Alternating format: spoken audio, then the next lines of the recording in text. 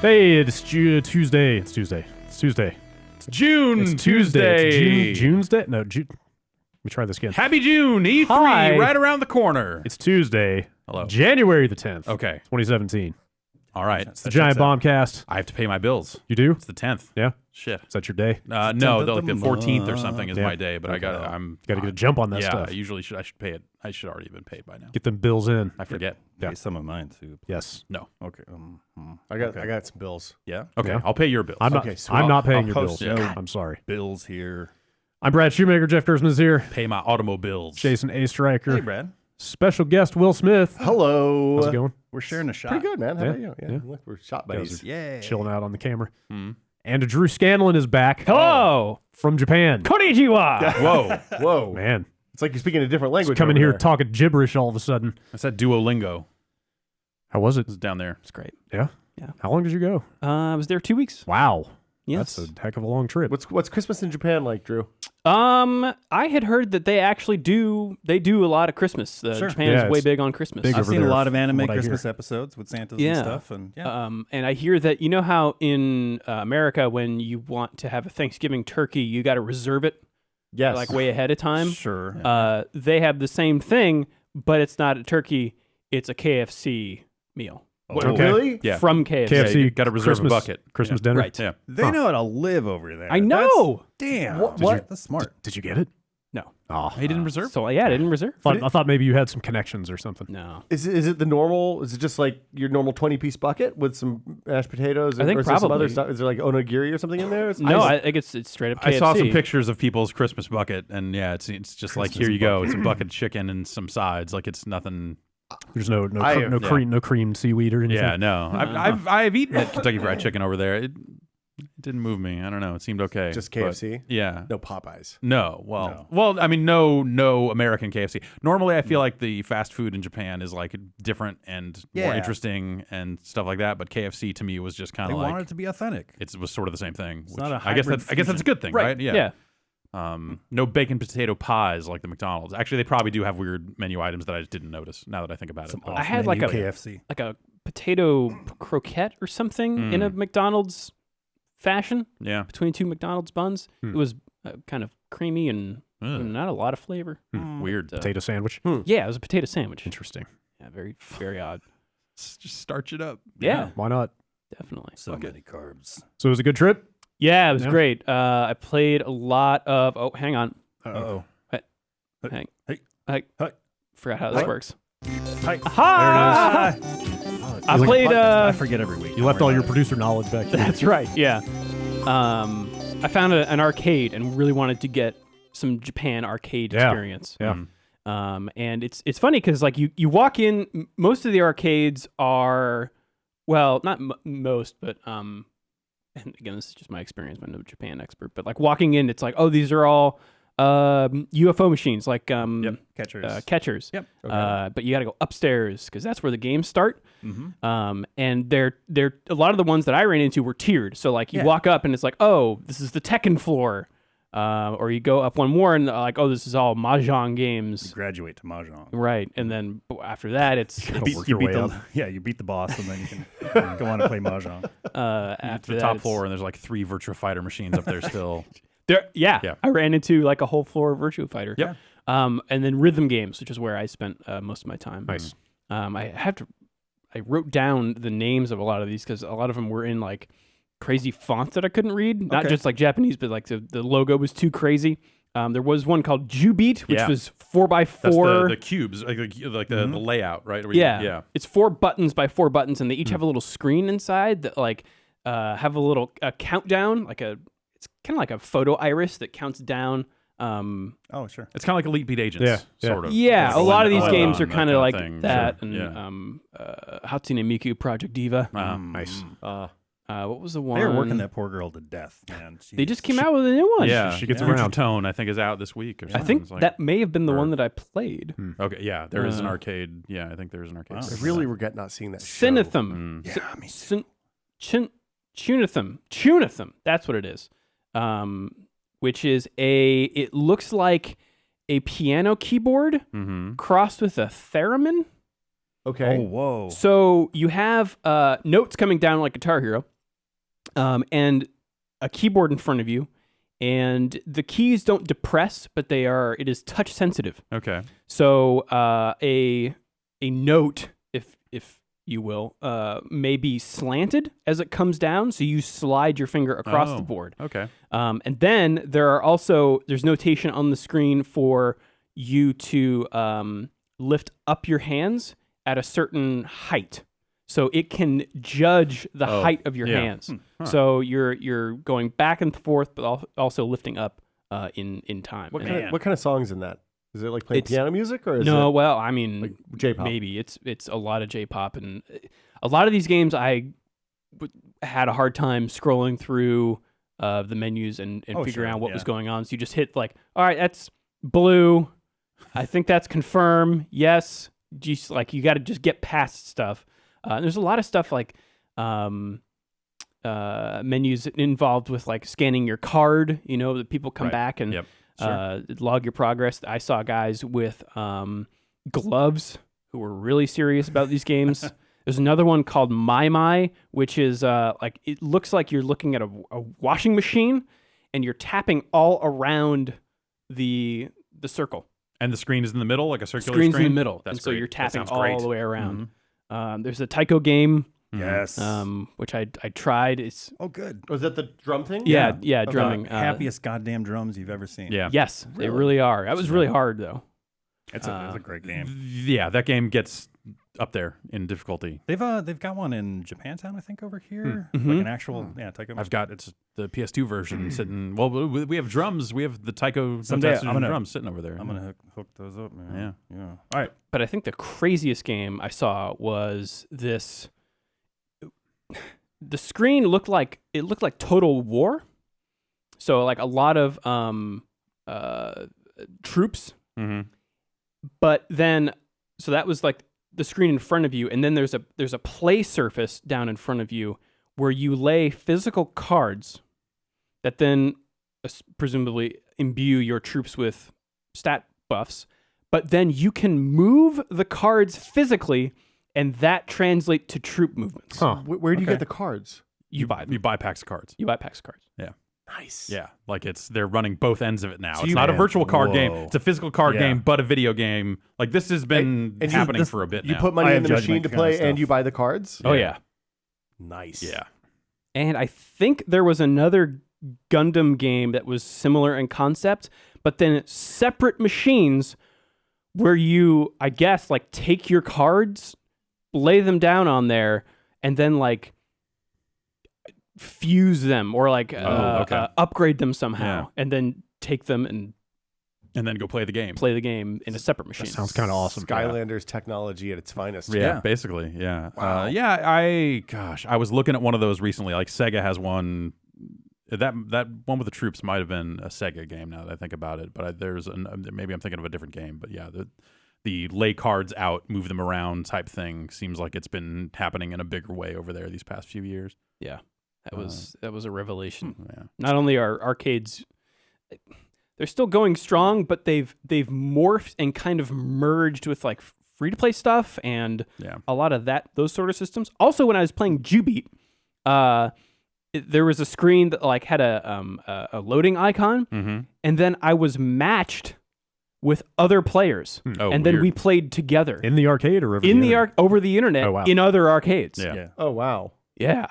I think that's what was happening. Yeah, I mean that's arcades there especially are expected to have internet now because of Mm-hmm. like VFNet for Virtua Fighter. Tekken yeah. has its own network stuff, but Yeah. like a lot of the card stuff is synced across all machines. So that's like if you have a custom version of your character, when you tap your card to it, it knows to load up that set of clothing and all that other stuff. So since then, yeah, like it's been kind of on as far as internet stuff goes. That's cool. Yeah.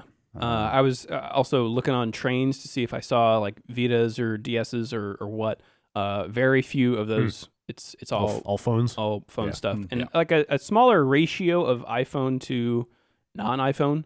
I think there are fewer iPhones over there. Just People playing based Mario on my Run. very scientific. I mean, Japan's been making crazy phones for ages. Yeah, but it seems like they like just kind of lined up and said, "Fuck it." Now they're all Android and iPhones. But I bet and they, stuff. I bet they make some crazy Android phones though. Yeah, probably. Well, Or maybe they're all imported now. Yeah, I don't know. Well, so there's not a ton of that. Yeah. Like it's the cost of developing that stuff is so high. Yeah, sure. That and the penalty for fucking it up is so high Oh, sure. that a lot of like people bought those early on, and because we saw a lot of that in like 2011, 2012, especially out of Asia, and now it's mostly just people making Galaxy clones or iPhone clones, and they don't even do bad skins really anymore. I was looking at a Windows phone that seemed to be made for the Japanese market. It was in every phone. It's just what everybody needs. Yeah, Right. exactly. But Stick it up to your Xbox that everybody has. I'm Yeah, sure. everyone in Japan has an Xbox. You got to get the so- whole ecosystem. Yeah. Oh, yep. Yeah. Yeah, I don't know. Well, like all the Apple Pay stuff works in Japan now with all the rail system cards and rail. Oh, stuff. yeah, So, yeah. Like all that stuff is all synced up in a way that Ride the train with your phone. basically It's kind You of just cool. bump your phone when you go in instead of having a clipper card or something. Or yeah, it's whatever. like Wow. with the Suica cards or whatever. Like Suica's on Apple Pay. I think there's a so- card called Nice. the Passmo. Yeah. Okay. What is which- it? What does it which- let you do? I think it's just like a like a clipper card or Okay. Yeah. push some blocks out of the way until Right. they Exactly. all fit That's together, what I was thinking. Oh, is Yeah. that where that came and from? then they let you get on the train. Yeah. Mhm. I have to ask: did you try your hand at the UFO catcher? No, I didn't. No. But Oh. I saw Steve Lin over in Japan. Okay. And he cleaned up. Like he apparently He's like, got it down. Has he got dedicated a himself system? to Huh. Also, the UFO catchers over there are less like a scam than they are Really? here. Okay. Like it just seems like they're just slightly more fair, Yeah. or the claws are not as rigged, and not to say it's like 1-to-1. You're definitely gonna get a great prize, but Yeah. it seems like less of a. I mean, they are a really big deal. There's a Yeah, lot they're of them huge. over there, Yeah, so yeah. totally. they have a vested interest in keeping people playing them. I guess. Yes. Are the economics like? Do they charge more to play and give you better odds or something, or is it I don't know that they It's like, do. I don't- Yeah. like why doesn't anybody come along and do like a $30 one of those that you get? Right. You know your DS or whatever out of every fifth time. Because instead they just put a DS in one that they charge a quarter for, and no one ever gets it out Yeah. until someone at the truck stops, says "fuck this, man," and cracks it open at 3 a.m. and steals it. Yeah. Yeah, That's how you that's do gonna it. be me someday.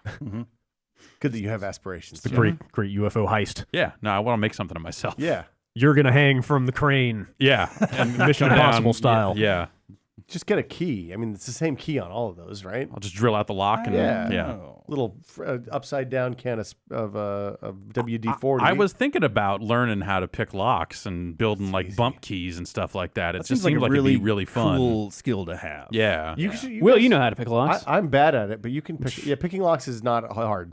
It's much easier when you're not on camera and not really sweating profusely. Yeah. I'm just gonna go ahead and put that one out there. All right. Yeah. Also, cheap locks are way harder to pick than expensive locks. Weird. Well, because the cylinders. Oh, move 'cause they're better just on more loose and expensive crazy. locks. Yeah, Oh, sure. Yeah. I mean, if you're good, cheap locks are much easier to pick, I assume. But if you're bad, then yeah, your techniques are worthless. Did you have trouble getting a lockpick set? Fuck no. Because there's the whole thing where they're like, you got to say you're a locksmith. And every time I get to that and go like, I wonder if they'll make me fax something. Not in California. Okay. So in California, I bought one at Maker Faire. yeah, you can buy them at Maker Faire. You can buy them at a lot of like locksmiths. Like Mass Drop had one recently. And I was looking at Yeah. it going, it's just buy a... So, if you guys want to learn how to lockpick, you should get somebody to come in and do like a UPF segment or something where they teach you how to pick locks. Okay. Because one of the things that people do Or is just go watch that old Whiskey Media Happy Hour. Yeah.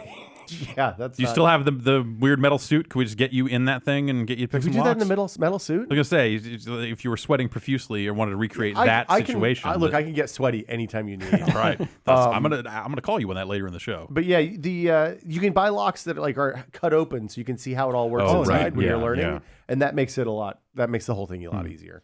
The thing I was looking at came with like 3 practice locks that were, just a wood block with 3 locks in them, like door locks, not necessarily. So I learned how to pick locks well enough to one time make enough of a jimmy when I locked myself out in the backyard to take a piece of thin copper wire and make a rake out of that and use a screwdriver to pop the lock open. And you just had that in your great. backyard? You're just, My garage was open, Okay. but the that house locked. was not, and I did not at that point have a spare key in the Okay. garage. Yeah.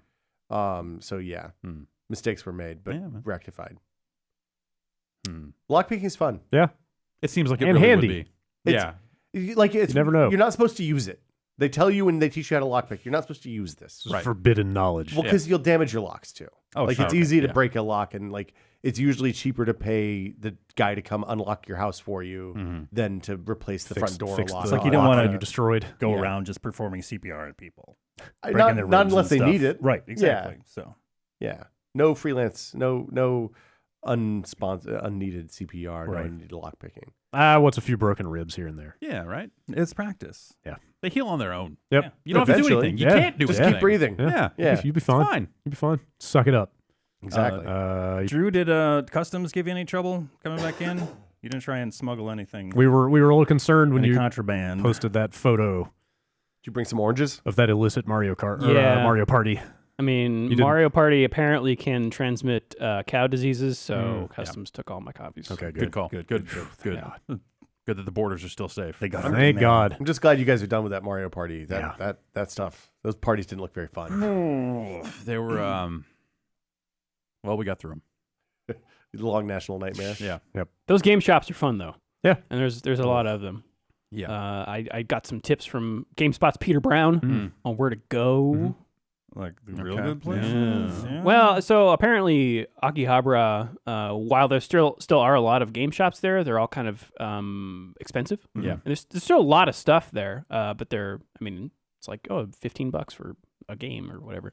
Yeah. Depending on what it is. But and apparently for a long time, Den Town in Osaka, which you can take the bullet train to from Tokyo, Did you take the bullet train? which I did. How fast did it go? I opened up Strava on my phone. Okay. What the hell is that? It's a running app or people use it for cycling. wow. Tells you how fast you're going. It'll tell you how fast you're going. So I did I started a bike trip and then stopped it like 2 minutes later, and my average speed was 175 miles an hour. Nice. Yeah. That's Yeah. cool. So apparently Den Town was the place to go as the replacement Akihabara for a long time. Mm-hmm. And it's kind of the same deal. Like Yep. there are a lot of shops there, but they're all still kind of premium priced. Yeah.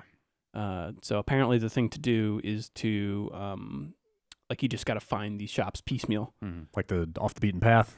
Yeah. Down so some dark alleyway. yeah, or like go to shops that are not necessarily game shops, but Mhm. like used hardware Okay. and books Oh, okay. and stuff like that, and look for their games section. Did you end up hanging out in a book off? Yeah, I went to a book off, went to a Yeah. hard off. Yeah. What's a What? hard off? I'm sorry. What? I don't. This is a family podcast, Drew.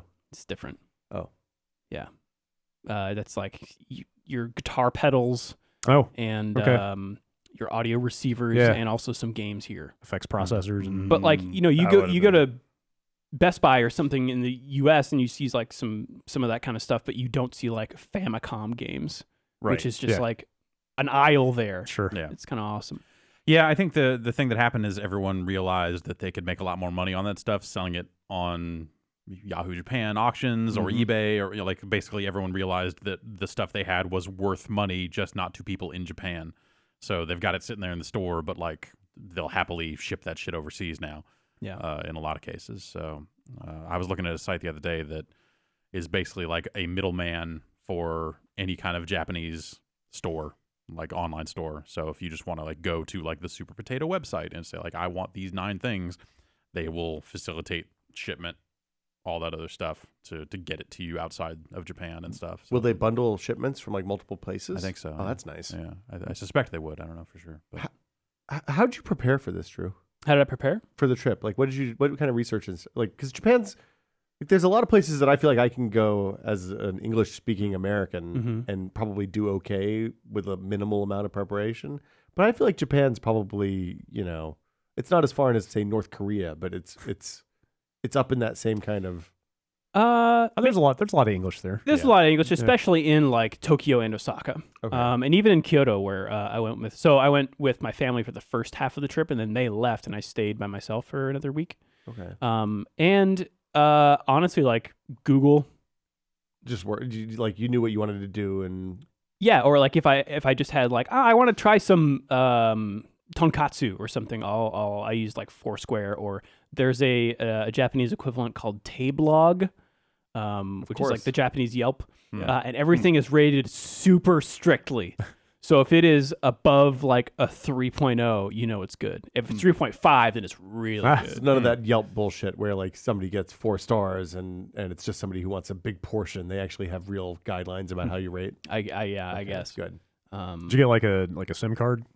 while you were there? No. So I neglected to buy you can buy Wi-Fi hotspots at the airport, or you can rent them. Apparently, I forgot to do that. But the Airbnb I was staying in had one there, and it was USB, had like a USB wall adapter. So I unplugged it and plugged into my like phone battery backup, and Nice. then put that in my backpack Nice. and had internet You wherever were, I you were went, your own hotspot as you. Yeah. That's awesome. which was very, very useful. That's some ingenuity. I was gonna say last time we went to Japan, like I just used my phone normally. Yeah. And it was like $350 by the time I got back. That's not. I mean, that's not In the out of grand the scheme of question, things, though. like, Yeah, yeah, like that's It's it's probably been- better than it used to be, but Yeah, There are also like a lot of carriers have international Yeah, roaming plans like, that I just think- turn on for yeah, a bit. I think Verizon is just like $10 a day now to exactly. Yeah, Yeah, for you can do a lot better for than international stuff. you could back then. Went to a lot of Kokoichi Banyas. Nice. What is that? It's a curry place. Nice. Oh, it's so good. Japanese curry is pretty good. there's a new Japanese curry place. Well, it's not new, but Ken in the Mission does Japanese curries for lunch now. Okay. Mm. It's $9. Mhm. It is Oh, awesome. wow. Keep that in mind. Yeah, Oh, I haven't been to the mission in years. Oh, Try not to. it's good. It's Yeah. nice over there. Yeah. Lots of funny facial hair. Are people still getting stabbed? I mean, rampantly? I don't know. look, people get stabbed everywhere. Yeah, I know fair somebody enough. just got mugged there. Yeah, last Okay. week sometime. So Yeah, Yeah. that'll Yeah. happen. Cool. took his jacket and his shoes. Like Took his shoes? just Oh, his the It's shoes. very post-apocalyptic steel man's shoes. Not the shoes. Jesus, that's serious. Yeah, Were they like? Anyway, it Is doesn't it just matter, but- clothes and his boots? I don't think so. Motorcycle? Motorcycle too, or Maybe Hmm. I didn't get a real good look at the guy. This guy had somewhere to be. was it Kenny Omega I'm gonna miss that him. did the mugging? I'm gonna miss him. Yeah. Do you have ramen, Drew? Yes. Okay. A lot of ramen, tonkatsu, curry, sushi. Nice. Yeah, very good. Also played a whole lot of Picross. 3D? Oh my goodness, yes. That Round is- 2. So that is what I have been doing at an alarming pace, like as well, like over the break, and then it did not stop.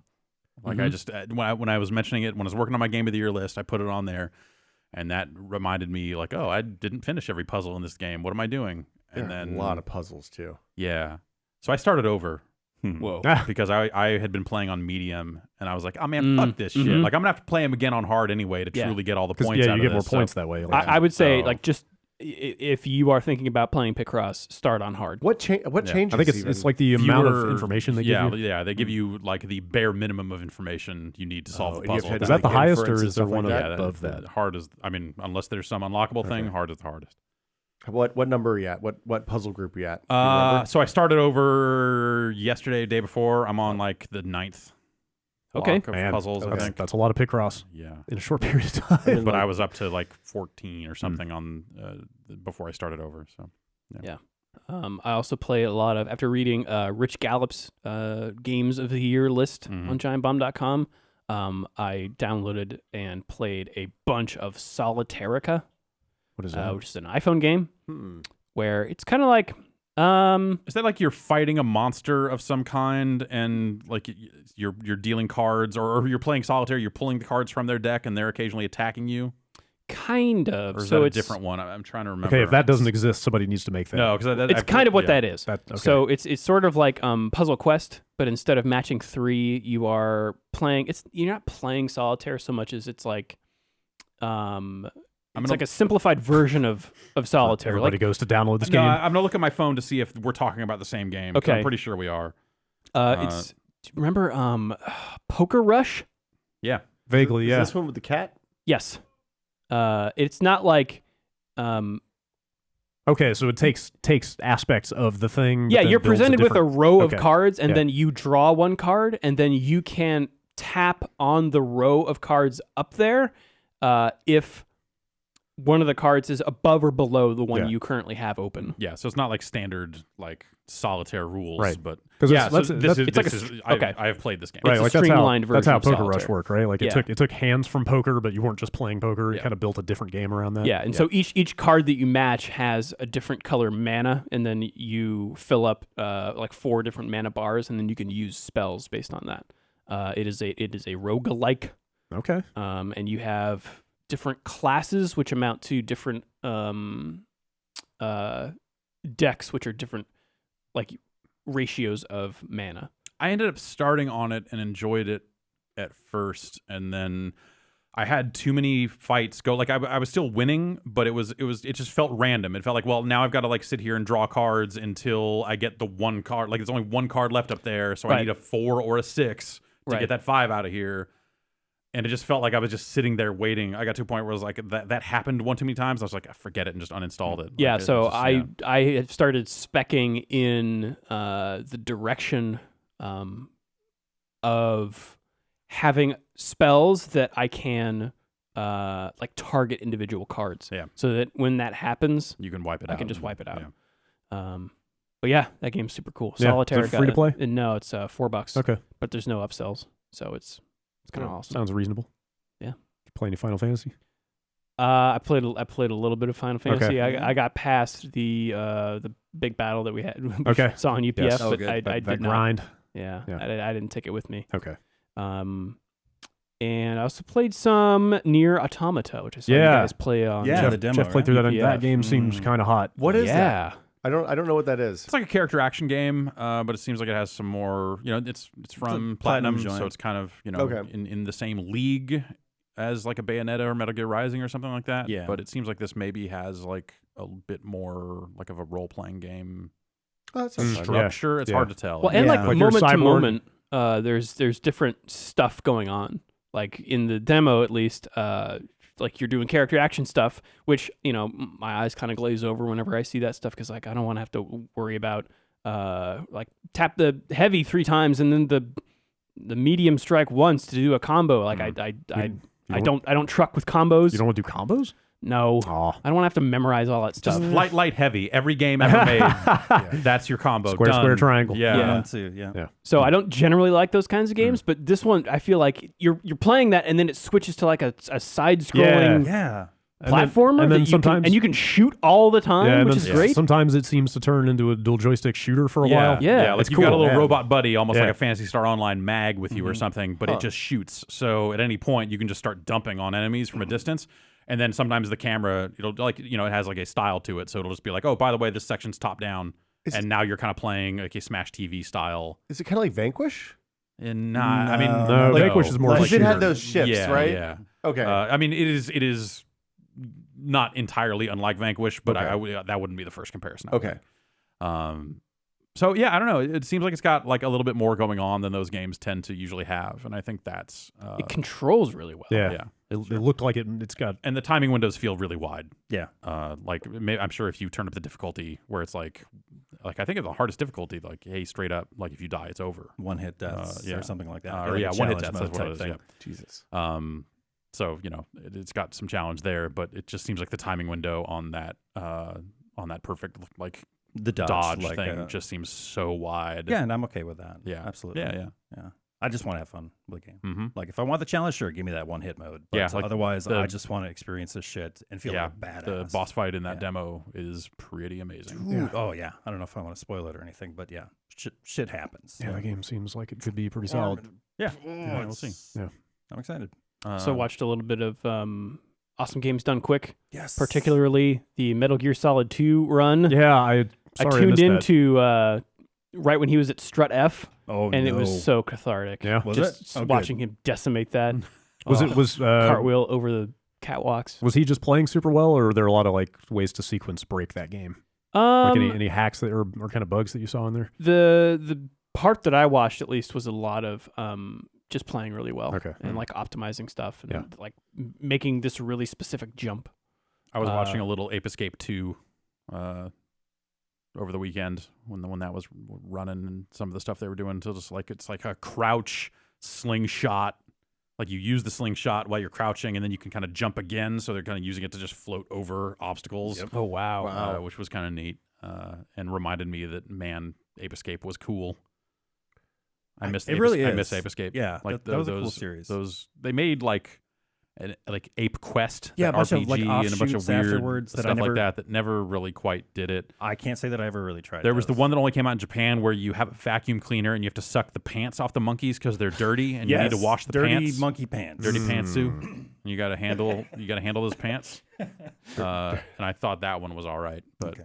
yeah, I like Ape Escape. It's time for another one. Yeah, Did you guys see the Super Mario thing, the Super Mario World thing, where you can slide into the big boos? Yeah, what and the the blades and all that, like anything that you can slide into, you can kill. Right. And I had no idea. Wait, Yeah. what?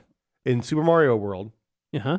big boos. Yeah. If you slide downstairs into a big boo and you continue to slide until you hit the big boo, that kills the big boo. Is this some Whoa. like great recent I revelation? had or no something? idea. I thought it it seems came out. like something that people may like have known but not necessarily talked a lot about. Okay. But you know, I had no idea. now that we live in a world where animated GIFs can reach Ah. people more easily, Okay. Yeah. you see that and go, "What the fuck?" This ancient Like, knowledge yeah. is sweeping the internet. Because you could, but I didn't know that. You could yeah. spin bounce off of them Yeah. always, right? I don't know. I don't know. I thought- I I never think really, so. I I'm never really pretty had yeah. to. Yeah. I stayed clear. Stay of the those. fuck away from Yeah. that, You man. just keep Don't your fuck distance. with big boo. You see a big Yeah. boo coming, you go the other way. Of But you can kill the blades too. course, that's just That what I it is. Yeah, it was just weird. Yeah. Yeah. Yeah. Sorry. Will, what have you been up to game wise lately? I lost. I got real sick last Yeah. week. Oh, no. As one does. Yes. And I played a bunch of Picross Mhm. because 3DS, Mhm. and I played a little bit of Hitman. Okay. Because I finally, after we talked about it last time, I think I understand that game finally. Cool. And I mastered level 20 mastery on Paris. Nice. Okay. And then like I'm in Sapienza now, and like that game is fucking amazing. It's pretty good. Um, Hitting 20 in Paris, I think, was the jumping off point for me, where it was like, all right, I have wrung just about everything I can out of this map, and now I feel like I kind of get this game. Well, then you like there's a progression when you play those new maps where you're like, oh, this map kind of sucks. I don't know it as well, and then you start picking it apart and figure. It's neat how the interesting things that happen are because of what you do, not because of what skills you have. Because like if you look at like Dishonored or something like that, like the weird shit that you can do in that game is entirely based on what your skill tree is. And not necessarily how you like set up situations. Whereas Hitman is the complete opposite. It's just like you figuring out how to break the scripts. So it's super good. I always thought I was the type of person who didn't have the patience to like quote unquote learn a map. You know, Yeah, because the more you play those maps, the better you get at them because you know where more stuff is and what the routines are and stuff like that. And I always felt like I don't have the patience to sit here for 5 hours and play this map until I get it. But like that is maybe the most satisfying thing about that game. well, and the way they roll out the challenge, the way they structure the challenges to kind of breadcrumb you into Yes. the right places, Yes. it makes that. I think is Totally. the difference between that being awesome and that kind of sucking. Yeah, because you wouldn't have much idea where to start if Yeah. they didn't have a little bit of guidance there. Yeah, just Yeah. a few hints about like, hey, there's some weird shit over here. But there's plenty of stuff they Yes. don't point you at. So there's still tons Oh, of stuff yeah. to find. Oh, Like, yeah. I did this on my Extra Life stream. The shitty rock star, the hipster indie rock asshole on Bangkok. I don't know if you've I seen haven't that gotten one that yet. far yet. Yeah, There's a dude with a I watched you do this. like top knot guy or whatever on. Yeah, he's a dick. But there's a challenge for sniping him, but he never like leaves the penthouse in the hotel that he's in. So there's like one window in the entire map that you can actually get a shot at him. Wow. And his routine gives you maybe 2 seconds. Like he's like comes down some stairs and sort of like barely walks past this open window as he's going around a corner. And I Jesus. never would have found that if people on my stream hadn't like pointed it out to me. But like if you really want to like do everything there is to do, you still like they don't objective indicator you to everything in that stuff. Like there's some really obscure stuff in there. Well, and they do like the neat thing about how they kind of breadcrumb you through those levels is that you like, for example, in Paris, when you have to push the woman off the balcony to land on the other guy below her to get that one, like you look at that when you don't know that level and it seems like it's an impossible, crazy difficult thing to do. Yeah. And then once you understand how the fireworks work and some of the other stuff works, then it just kind of happens. and all you have to do is make sure you're in the right place at the right time, hit the fireworks button, and Yeah. and then magic. I had that same experience on that map with there's one challenge for sniping both targets within 10 seconds of Yeah. each other, and I was like, yeah, she never leaves her office like suite area. Like, well, how the hell? But then yeah, sure enough, the fireworks just happened to bring them both outside at the same time. Yeah. That stuff is so fun to find. But I started that because of Hitmas. So Yes. thank you guys for doing a really awesome dumb video. Vinny really went above and beyond on that Man, one. Yeah, that was real good. pretty amazing. That was good stuff. But yeah, mostly I played Diablo while I was having weird fever dreams. Yeah, we watched Rory play through the Diablo 1 stuff on Friday. Oh, cool. Did you play that stuff? I played. It doesn't save midway through that dungeon. Oh, it doesn't? Yeah, No. so I got like to level 15 of 18 or 19. It's- I think it's I 16. think it's 16. 16. but- Fuck. And the power flickered. Oh, man. And because we were having horrific storms, Yeah. and like my PlayStation 4 rebooted, and I was like, oh, just fuck everything. I don't want to do this again. Yeah. But it's neat. Like I like that filter that they put on. I don't know which version you guys played, but the filter that they put on it, so it looked like a janky 320 by 240 game from 20 years ago. blown up. Yeah, Yeah, it It's was got some pretty nice neat. grit to it. It was yeah. charming. Solid, yeah. I liked that they had like some of the old like it looked like they had the old butcher model I found at one point, and some of the old dungeons seemed vaguely familiar from Some of the 20 treatments, years like ago. the UI and stuff, and like Yeah. even the font treatment as well. So I didn't notice that. PlayStation 4 version, the console, or I assume both console versions don't have that. I figured. So okay. the PC version has like the UI of original Diablo in a lot more of a direct homage, like the huge and the balls and all that, yeah. and the Diablo font for a lot of the pop-ups and stuff on console. You don't get that. I really? played through it as well It's a Does shame. on PS4. Yeah, Does it change the way the game works? Like, do you have limited potions and stuff like that on the PC? No, I don't. 'Cause it think didn't I don't do think that it has on the any gameplay console. changes, Yeah. But yeah, it's just kind of a like there's a bit more to the visual aspects of it on PC that you don't get on console. I mean, it was kind of neat. Like, I don't. It wasn't like earth shattering. Yeah, like by the end of it, I was getting, like knowing it was 16 levels and having seen Rory do it as I was playing through it yesterday. Like I got to like level 12 and I was just like, all right, I know it's not going to save my progress through here, so I just need to power through this and Yeah. kill this motherfucker. Yeah. It just kind of wore out its welcome a little bit, I guess. But Did you do it with a new character, or did you do it with no, I somebody? did it with my existing Okay. character. Yeah, I did it with my guy who finished the game, and Yeah. and like I feel like if I wanted to go back to it and actually finish it, then it would probably take me like 20 or 30 minutes to mow through those, just run through those first levels, because nothing was killing me. Yeah, I was playing on Torment. And I have like a Crusader that's like, what's the Paragon level? I think she's at like level 40 on Paragon or something like that. So, like, at no point was I ever in danger of dying in that thing. Yeah. I probably should have bumped it up, but at the same time, I just kind of just wanted to get through it. Yeah, you want to see it. Yeah. Neat. Diablo, like I played Diablo 3 on PlayStation. I played it on PC, and then I had to stop because I have wrist problems, and it's not a good game for that. And then I got on the PlayStation 4 and I played it, and kind of must have bounced off and found something else because I stopped midway through the fourth act. Oh, and wow. man, that game is okay. Yeah, it Like, really is. It's like, especially the PlayStation version. Yeah.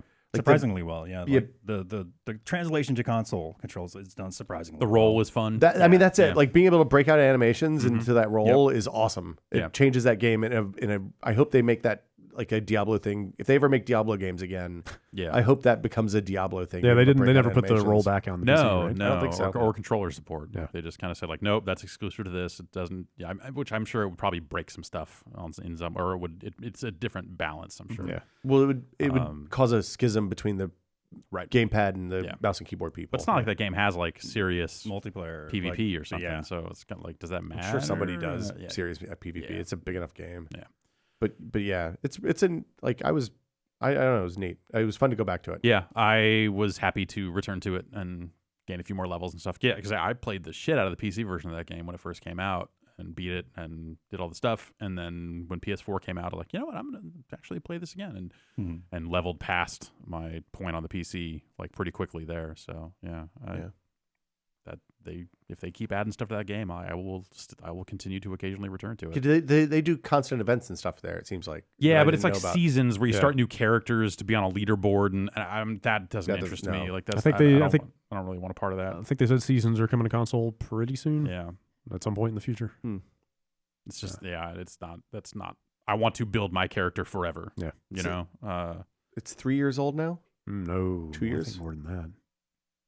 Maybe Reaper of Souls is. I don't know. Yeah, I'd have to check. Like maybe Maybe the PS4 version is. The PS4 version came out when Reaper of Souls came out. Yeah, didn't that's it? right. Yeah. Yeah. It's been out there for a bit. I've lost all track of time. Yeah. You play anything else, Will? Is that pretty much it in your fever dreams? Yeah, I mean, I play a lot of Mario games with my daughter. Those are Awesome. good. Yeah. Yeah, but that new Super Mario Brothers for Wii U is a fucking bad game. That's the takeaway. It is way too hard. Oh, Yeah. the one that came out at launch. The one the one with the squirrel suit. Yeah. It is just everything about that game is not good. I liked it kind of because I think I didn't play enough of it when it came out, and I'm playing it with her. It is frustrating and bad level design, and she likes the squirrel suits. I hope it all the fucking time. I hope they do something new with side-scrolling Mario with the Switch. You want a new? Yes, new Super Mario Brothers. New Super Mario Brothers 2? Yeah. No, they did that. No, but I mean with Super Mario Brothers 2. Oh, okay. Yeah. We've made that joke many Oh, times. sorry. Turnips. I'm still disappointed though. Yeah, the Switch is a weird thing, right? Because now, if that's going to be their lead platform, and you see the hints of what they're doing with Mario, next, like it's a full-on 3D Mario game. Yeah. You know? Obviously, that'll be a And- separate thing. Right. Yeah. So, I just mean if they go back to the side-scrolling well. but that's the again. thing. Will they? Like, Yeah, I don't know. I seem it. I would appreciate it if they did Yeah. in more of in something that's more than just like, hey, here's Super Mario Maker. Yeah. I again, mean, they or did both something on like the that, Wii U. They did a side scroller and then more or less. I mean, obviously. but Mario Maker is kind of its own thing. No, I'm though. talking about 3D World. Yeah, I'm saying 3D World they is a can great do game. this 3D Switch Mario game. Okay, and then right, still do a right. side-scrolling I thing. guess they did do a side. Okay, So- yeah, so they did do both. We switched back and forth between Mario World and New Super Mario Brothers and Yoshi's Woolly World. Mm-hmm. Mario World is an amazing game, Yeah, like super, super good.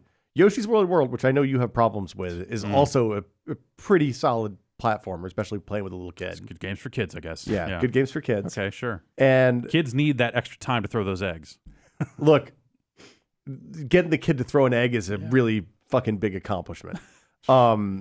Just get a dozen eggs and The good thing Show about that her game for is that real. it has that mellow mode. So you just put it on like chill, just run to the right, and you can kind okay. of float. Yeah. It's for little kids. Oh, cool. all right. But yeah, seeing what they did with those levels and how the levels are built and how there's multiple paths through and like you can play together in a way that's actually really compelling and fun. Like that game is Mario World. 3D Mario World is awesome. I hope that they do some. I hope that they take some of the ideas from Mario Maker that like crazy people who've made levels in Mario Maker have come up with entirely new mechanics to use the Mario out of the core Mario design and pull some of that stuff back and make a new Super Mario Brothers music that's like hard and fair and fun, not hard and shitty and yeah. I would love to see that. I just don't think that they would, or if they do, anytime they make anything hard Mario, it is hidden behind like collect all these fucking coins. And then we'll give you the real game. Like the progression in the last like couple of Mario games, I feel like has been like focused right. around Yeah. collecting the Yeah. bonus coins to make sure you have enough coins to open up the. It's like, hey, you finished the game and now you get more levels because you got all these stars or coins or whatever it is. Like that is my least favorite thing in recent Mario, and it's part of what it's a big part of what soured me on Super Mario Run. Was that the idea of like collect these special coins to do the thing. I don't want to do that at all. But I want the accomplishment to come from finishing the level point blank, and then like not like, oh, I need to find this extra shit along the way. the accomplishment for Super Mario Run is all the Toad Rally stuff, though. Like the Yeah, collecting the coins is just for sickos. I feel like that whole game is for sickos. Honestly, like I like that game. Yeah, I know. I just Are you a sicko? are you a sicko? I mean, probably. Yeah, there you go. But like, so the thing I like about that, I like that it takes the kind of, I can't believe we're talking about this, but the thing I like about Mario Run is it takes that Clash Royale feeling that you get from facing off against somebody else in Toad Rally specifically, Yeah. and gives you a way to race against somebody else's ghost, like you do in Clash Royale. You're facing off against somebody live, obviously, but it's the same kind of concept, and you can repeat that in a way that's as a real nice loop. The problem with it is that they let you level up the amount of coins you get on each run. Yeah. But that caps out at three levels. So so kind of once you hit play for like max, 10 then it's- hours, yeah. then everybody's on the same page. I once you play for 10 hours is a real hard sentence to say about that game, I think. But okay. I have played a lot of Super Yeah. Mario Run. I I totally get your complaint. I think that it is. Yeah, so for me, it feels like they built a Mario game around the mechanic I like least about the last handful of Mario games. And people are like, oh, it's not about finishing the levels, it's about getting the coins. I'm like, okay, that's fine. Then I'm out, because the last thing I want to do in a Mario game is get secret coins at all. I want to take my path through a level, or put hidden exits in Mario World. That was the stuff that made a lot of sense for me, is like, okay, here's like a cool puzzle to figure out or something like that. That's an alternate exit, not just like, oh, I collected this stuff and hooray. Do you like boo houses? They're okay. Yeah, see, I don't like boo houses. Yeah, they're not, I wouldn't say I love them. They're usually unfair. Yeah, usually like the stuff is just hidden in Mario World, I guess. Like some of them are definitely built in a way that feels arbitrary. Yeah. But I'm not like super like ragefully against them or anything, I would say. So that run game, the knock I would put against the run game is that I think that it feels like they made a free-to-play game and then decided not to make it free-to-play. Right. And they left a lot of the weird free-to-play shit in there. Yeah. But that was some of the other stuff, is Yeah. seeing like the mechanics of like leveling up, how many coins you collect, and the stuff around building the village just seems like this aimless thing that's like you don't have that much control over it. It just feels like this mindless thing that's there for no good reason. Well, and like when you they give you the picture, right? Yeah, and you're like, oh, I'm supposed to make it look like the picture, and then you make it look like the picture, nothing happens. Of course, yeah. It's fucking pissed. Yeah. So yeah, it's just like that stuff is all. It's all buttons to press to make to get the monkey hindbrain pumping more quarters into the free to play thing, I think. Yeah, a lot of it felt like that, and then they left a lot of that out. And like, not that I'm saying like, oh, if only it was free to play, but at the same time, like if it was not $10, I would feel a lot better about the low quality of that game. I would be like, it's free, whatever. So my concerns when I started playing it were that they were going to make it hard to get tickets, so that you were gated in the amount of Toad rallying you could do, which is not at all the case. Right.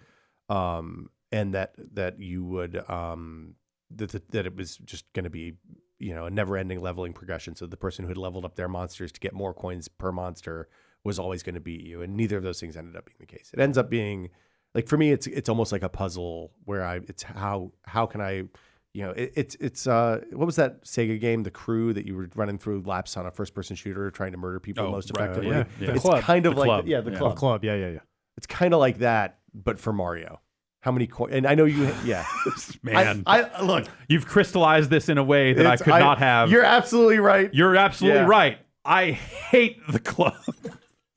You don't like the club? No. No, the club was a game that came out while I was not working, and I remember like getting a hold of a copy of it and going like, all right, now I got all the time to sink into these games because I'm not writing for anybody or doing anything. I'm going to play the club. What's up with this fucking thing? Like, oh God, this game's rotten.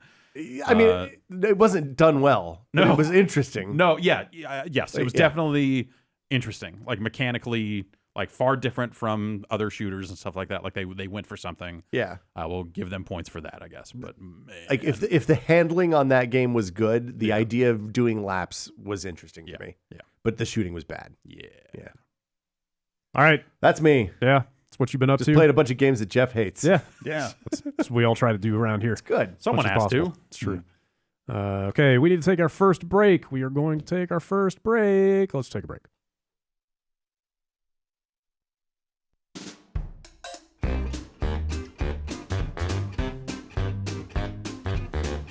I know you know that fueling your body every day can often feel like hard work. I know, man. Only high-octane diesel for this hot rod. Exactly. And you got to go out and get it. You got to prepare that Yep. high-octane diesel in the form of a proper meal. Sometimes that's just a challenge. You got to figure out what even making the decision. So much work. Exhausting.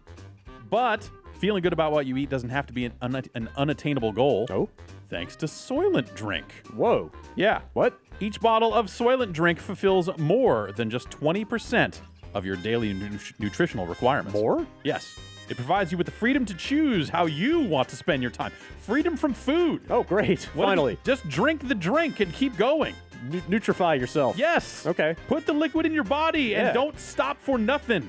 Put the liquid in, and then it turns into you. Yeah. Okay. It says here it's ideal for busy people who don't always make healthy eating choices or skip yeah. meals altogether. I can identify with that. Certainly. Some meals get skipped. It Sometimes happens. you're too busy to eat. It's true.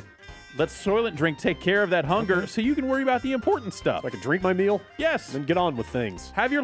Put the liquid inside you and get on with it. Okay. These ingredients include protein isolated from soy, fats from sunflower oil, carbs derived from beets. Yeah, who doesn't love beets? Beets are okay. Plus, it's got flavors like delicious cacao, fruity nectar, and subtly sweet original. I think cacao like turns into chocolate or something, right? Kinda, yeah. Okay. Yeah, it's a chocolate-esque substance. Yeah, that sounds good. Eating right can taste great.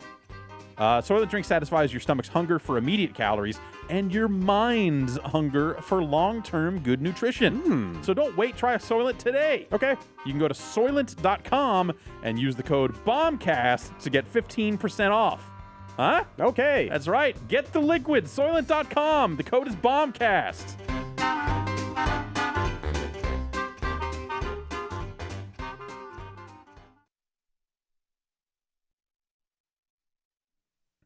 Jason, Yo. you have been playing some Gravity Rush 2. Yeah, a little bit of that. I want to hear about it. Well, I can't say too much. Like, I'm a handful of hours in. Okay. I guess I'll preface it by saying that I'm kind of a fan of the first game. You know, it's definitely one of the standout games on the Vita, for sure. It's got a cool art style, interesting things done with the motion controls and whatnot. There's a lot of potential in that game. Where it fell through for me is some of the side quests and some of the swimmy combat and stuff. Like, the controls were just like not up to snuff. So I was really looking forward to Gravity Rush 2 because I wanted that potential to be realized, and it seems like, you know, on a big boy console, maybe it could be doing that. Did you see the remake of Gravity Rush 1 on Yeah, I console played a at all? little bit of that. Did that fix any of this stuff? Because I only played it on Vita and just A tiny just bit. immediately was just like, man, none of Tiny this bit. feels good. Yeah, you know, especially, you know, if you're like walking around, you know, the really, really dense like streets and stuff, it doesn't control well at all. And no, it didn't really fix much of that. And, and unfortunately, oh man, Gravity Rush 2 seems to be, a lot of the same stuff. Same issues. Yeah, same issues. You know, as far as control, camera stuff, really swimmy, you know, combat, which is actually, you know, if you can get into a good flow, you know, if you can get into like a big open area, which most of the combat situations are, and you can get, you know, kind of a bead on like one specific guy, it can feel really fun.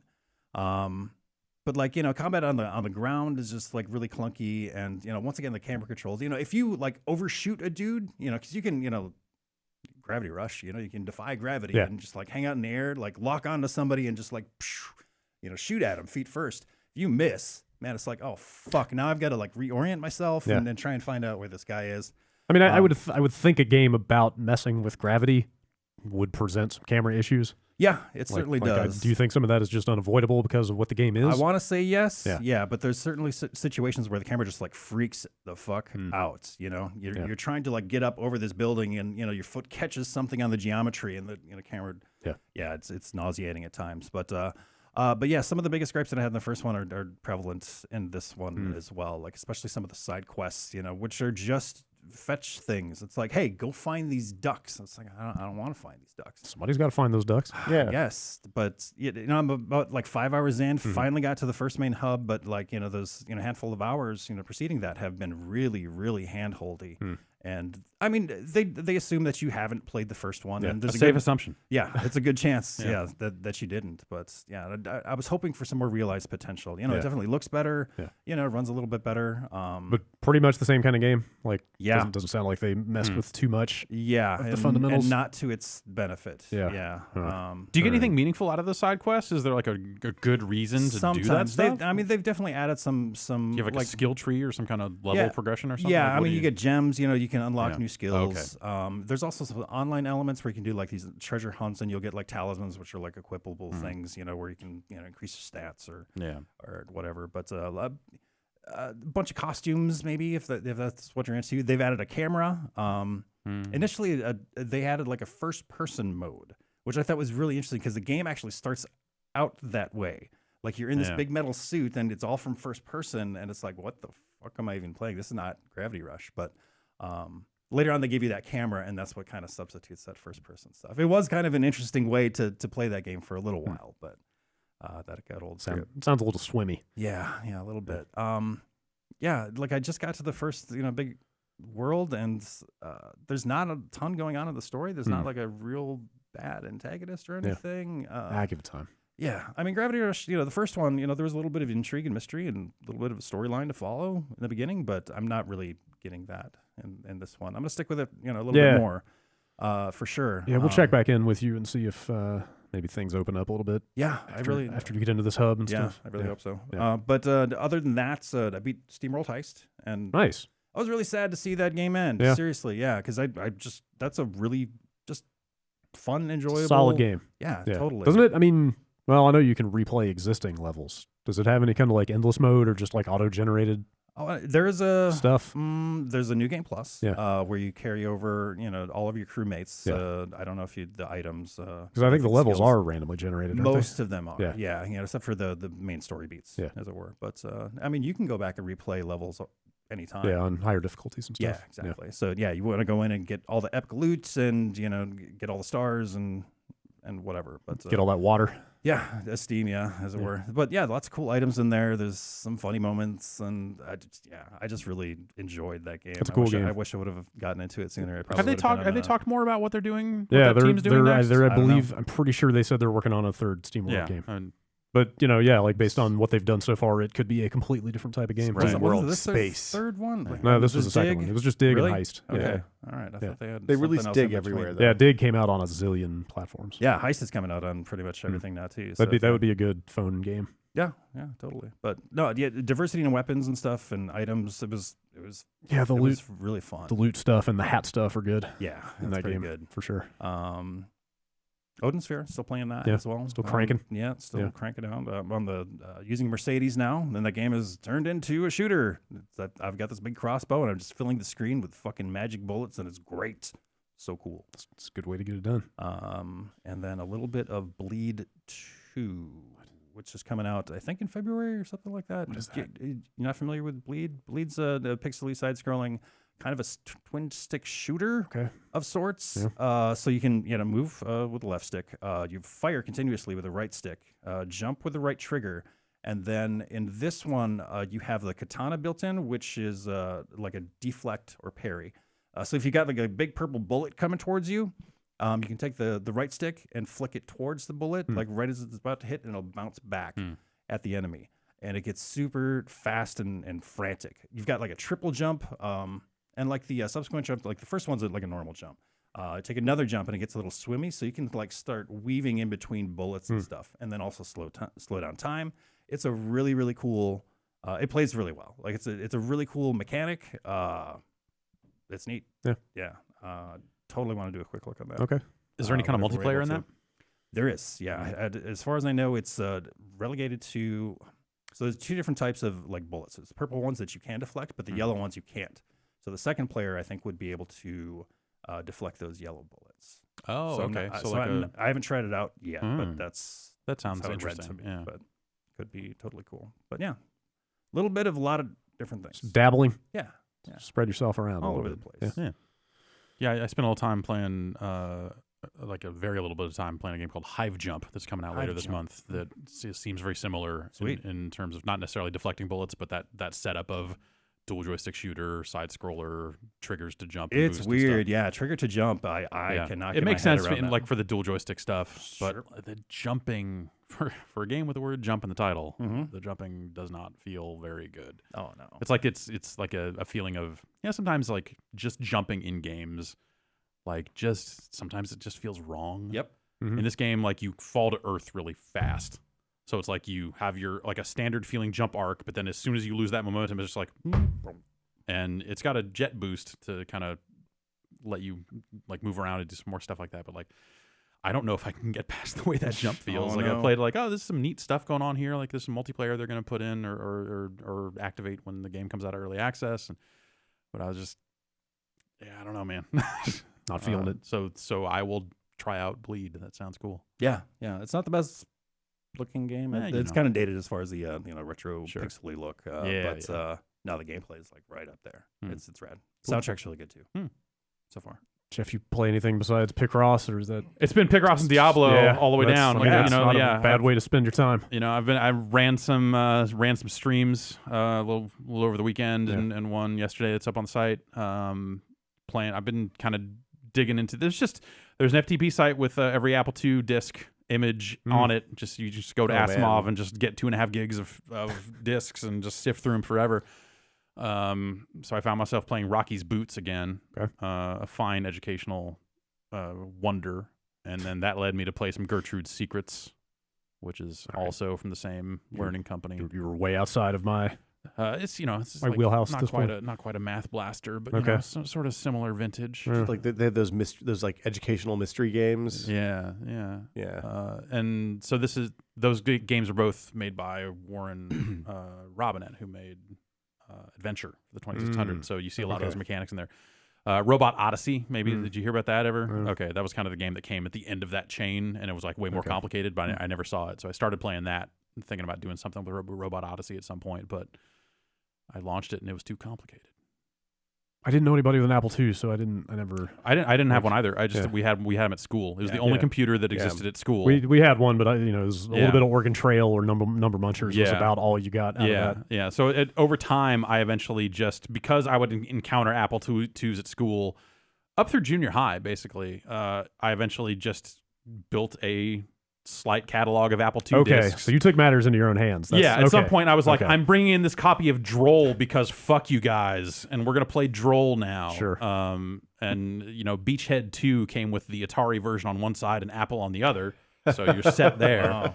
So yeah, I just had my slight stack of Apple discs that I could bring around. I don't think we were at liberty to put other discs in those things. Oh, I don't know if they knew I was doing it or not, but, whatever. It would have been frowned upon in my school. Try and stop me. I can't. You already did it. Have you guys done any TI-99 4A stuff? I mean, no. Like every so often I look into it because I want to play some Parsec. So Parsec is the high point of that whole platform. Like that was my school system bought TI-99, not TI-99 4As, and so the parents could buy at a discount at the school price. Okay. Huh. I think probably as Texas Instruments was fire sailing those things. Yeah, I bet. And like Parsec was pretty good. There were like adventure, like a lot of the text adventures got ported over. And then they had Space Invaders clone called TI Invaders. Mm-hmm. It was okay. Yeah. Not great, but okay. I had one friend that had a TI and Poor friend. Well, it was like I was obsessed with it because I'd never seen one before, and I was like, I want to know more about this thing. Like, let's hang out at your house and then go over there and see some of this stuff. And then after playing Parsec for like an hour or something, like, all right, I gotta go. Parsec was never hung out at his house again. Like, it's the one thing that I remember. Like, I remember getting really crazy fast, which I'm not sure it was crazy fast for the bad controller, or actually crazy fast. Yeah. But I've always been afraid to go back to it for fear that, like, I'm sure that my memory of it is way better than the actual game is. Yeah, it's kind of a low rent Defender ripoff. I mean, it's it's kind of. I don't think you have to pick anybody up though. Yeah, I think you just not run through, not mechanically. You but go just, left and right shooting. It had that kind of same, and the beam goes all the way across the screen. Yeah. It's a weird I've been game. thinking about someone sent us some actual tapes, some TI tapes.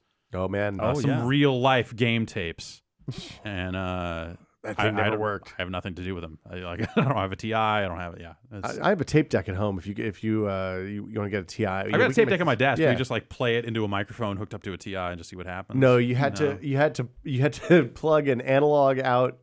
It was a real high technology back then. You had to buy a special cable, which I think was probably just a mini headphone to a mono RCA. Oh, right, yeah. And you had to make sure you had to have the right channel plugged in because the data was only on one of the stereo channels on the tape.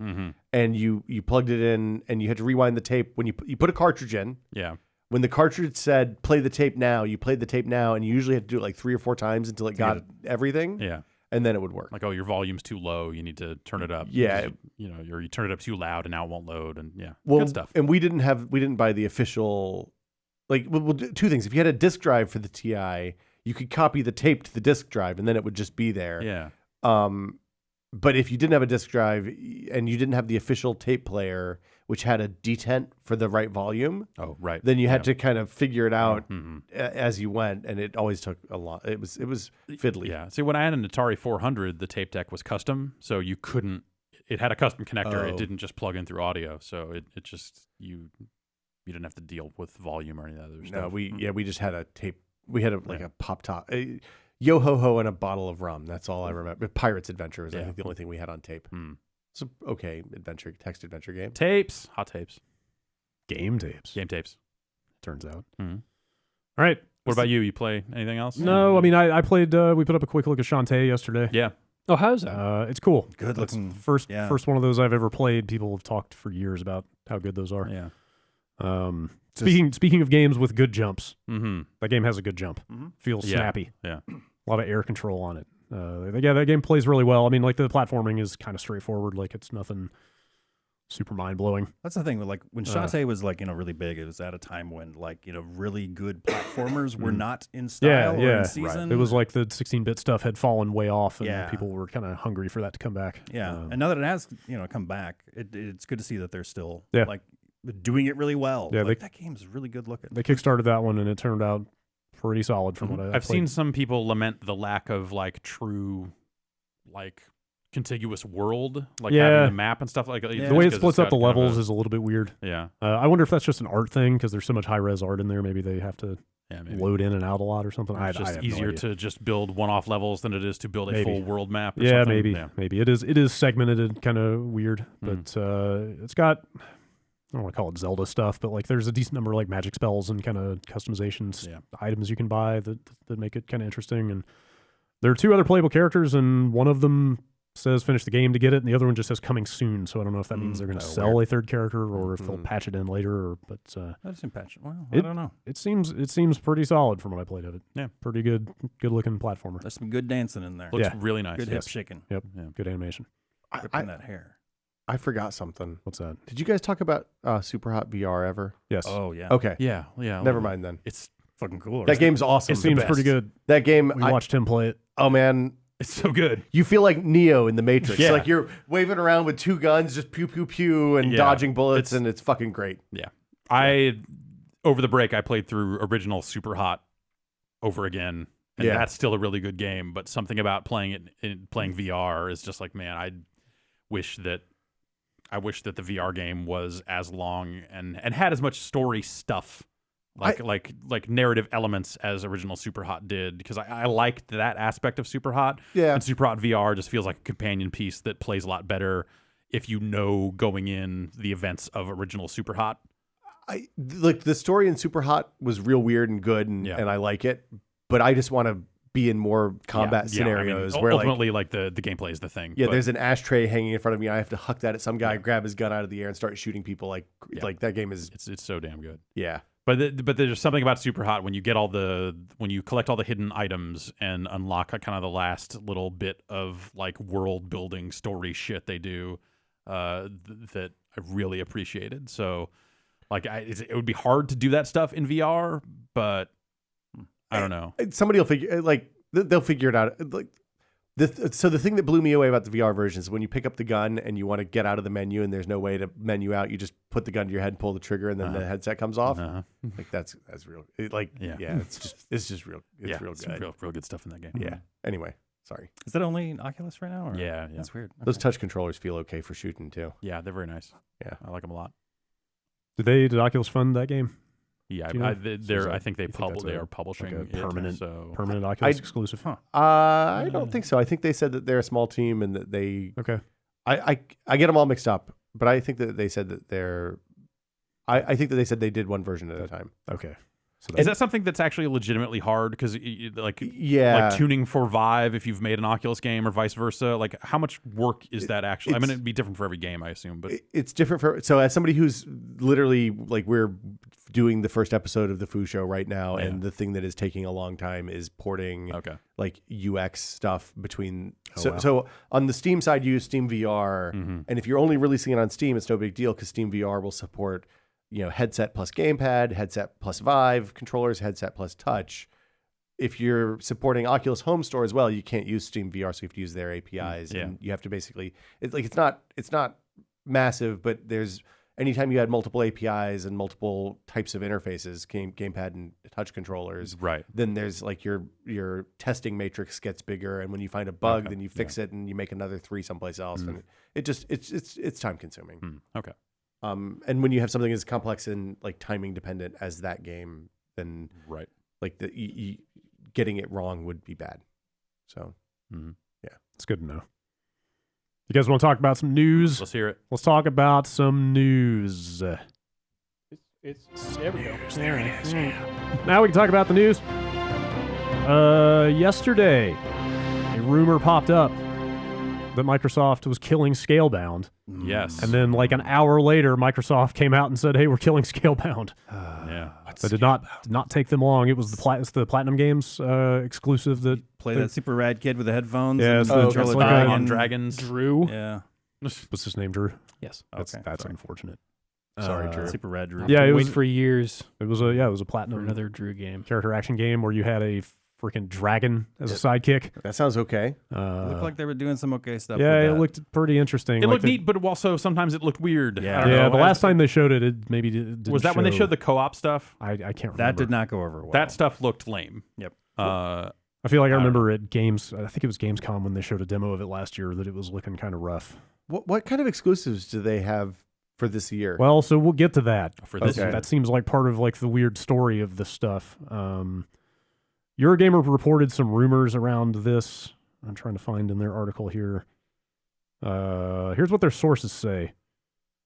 Yeah, they mentioned that it was last seen in public at Gamescom last year. Since then, the relationship between Microsoft and Platinum Games dramatically soured, is how they put it. Work on the game took a serious knock last autumn when several senior members of the development team were forced to take a month away from the pressure of the project's heavy workload. Weird. Huh. These project members then returned, but Scalebound was now behind schedule.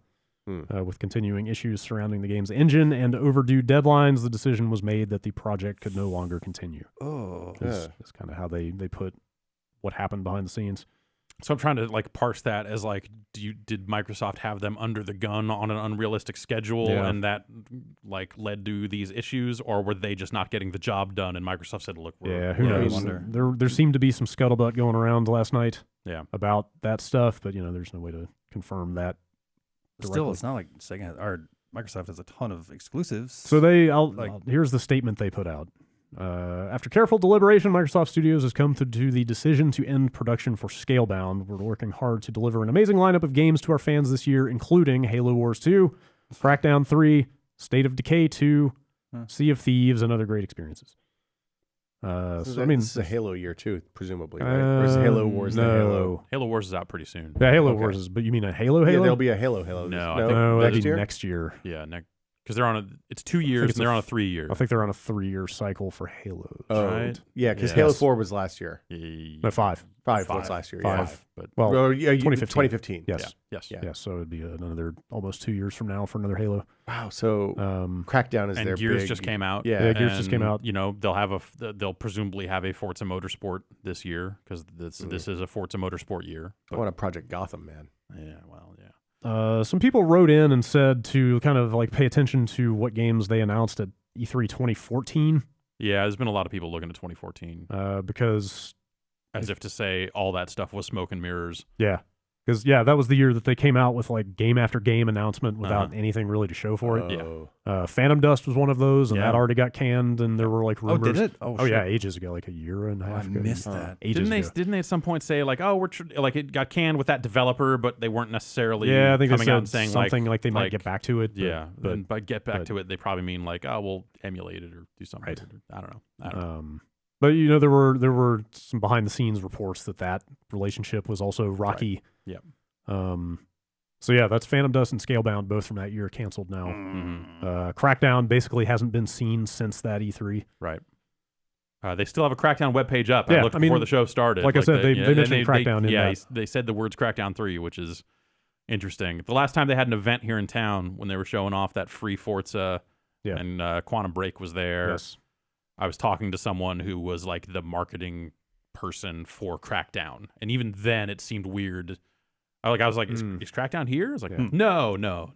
That's got to be a Scorpio thing, right? I assume at this point, like, so Well, they said games would run on both. I mean, it's yeah, supposed to be but that at whole the thing. same time, like the whole pitch with Crackdown 3 was like physics in the cloud. yeah, that's back when they were beating the Oh, cloud right, drum. which seems like Get a that Azure. nonsense, crazy thing Yeah. that like if you just had a more powerful console, you wouldn't need to do that shit.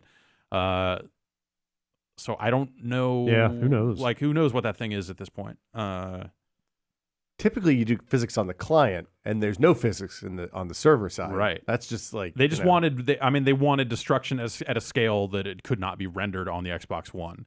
I think that was the original pitch behind that stuff. Was they wanted to tear things apart at such a rate that like literally like they just couldn't render it Okay. on their underpowered console. So if they solve the power problem and kind of bring their design in line with reality, I feel like by the time we hear about Crackdown 3 again, that you're not going to necessarily hear a lot about that. I wonder if that aspect will be excised. Like they're like, oh, that was an idea we had. We're fine now. It's fine. We figured out a way to do it on the console. And look at all this great destruction. Or they just never mention it again. Well, is it Crackdown's multiplayer though? Usually, isn't it? Yeah. So if they're doing physics on the cloud, then that would let them do like city destruction that stays in sync between you and me and Jason in multiplayer, which is like I don't know why else you would do that. I'm not an expert on this shit, but that. Yeah. But I mean, their pitch on the game's official page right now does still mention cloud Azure-based physics. Yeah. Okay. Which we'll see. Yeah. If they had not mentioned Crackdown 3 in this statement, I would be very worried about that game. I mean, look. But even then, they're gonna mention it because it's still currently a going concern, right? They're gonna keep mentioning it right up until the point where they don't. Yeah. If it goes that route, but I think that game has to come out. Yeah. Unless development is so troubled that they just can't do it. But yeah, I don't know. At some point, Crackdown just seemed like it would be the launch title, the showcase thing for Scorpio. Yeah. But where does that leave them with like an original Xbox One version? Well, it'll still work. It's like a scaled down thing that. Oh, an original Scale down. Xbox One. Yeah, figure that one out. Try walking into stores and asking for used new Nintendo 3DS XLs sometime and see how that goes.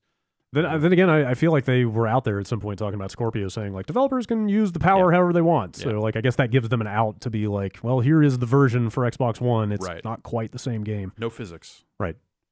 None. Almost like, I mean, this is kind of a random example, but like I remember Shadow of Mordor came out on old consoles without the Nemesis system. Right. Really? Like you could almost see something like that happening. Wow. I mean, that's a huge. I mean, that's an egregious example of like you kind of ripped out the thing that makes this game a game. Good. That's or the a cool thing game. we see. Like whatever. Like you saw all like the back in the PS2 days and stuff. Like all these PS2 games that still got made for PS1. And yeah, whatever. It happens across generation all the time. But like Destiny came out on the Xbox 360. Remember? Yeah. Like Tony Hawk 3, a version of that came to PS1. Yeah. It's not the version you wanted to play. It was different in some interesting ways, actually. But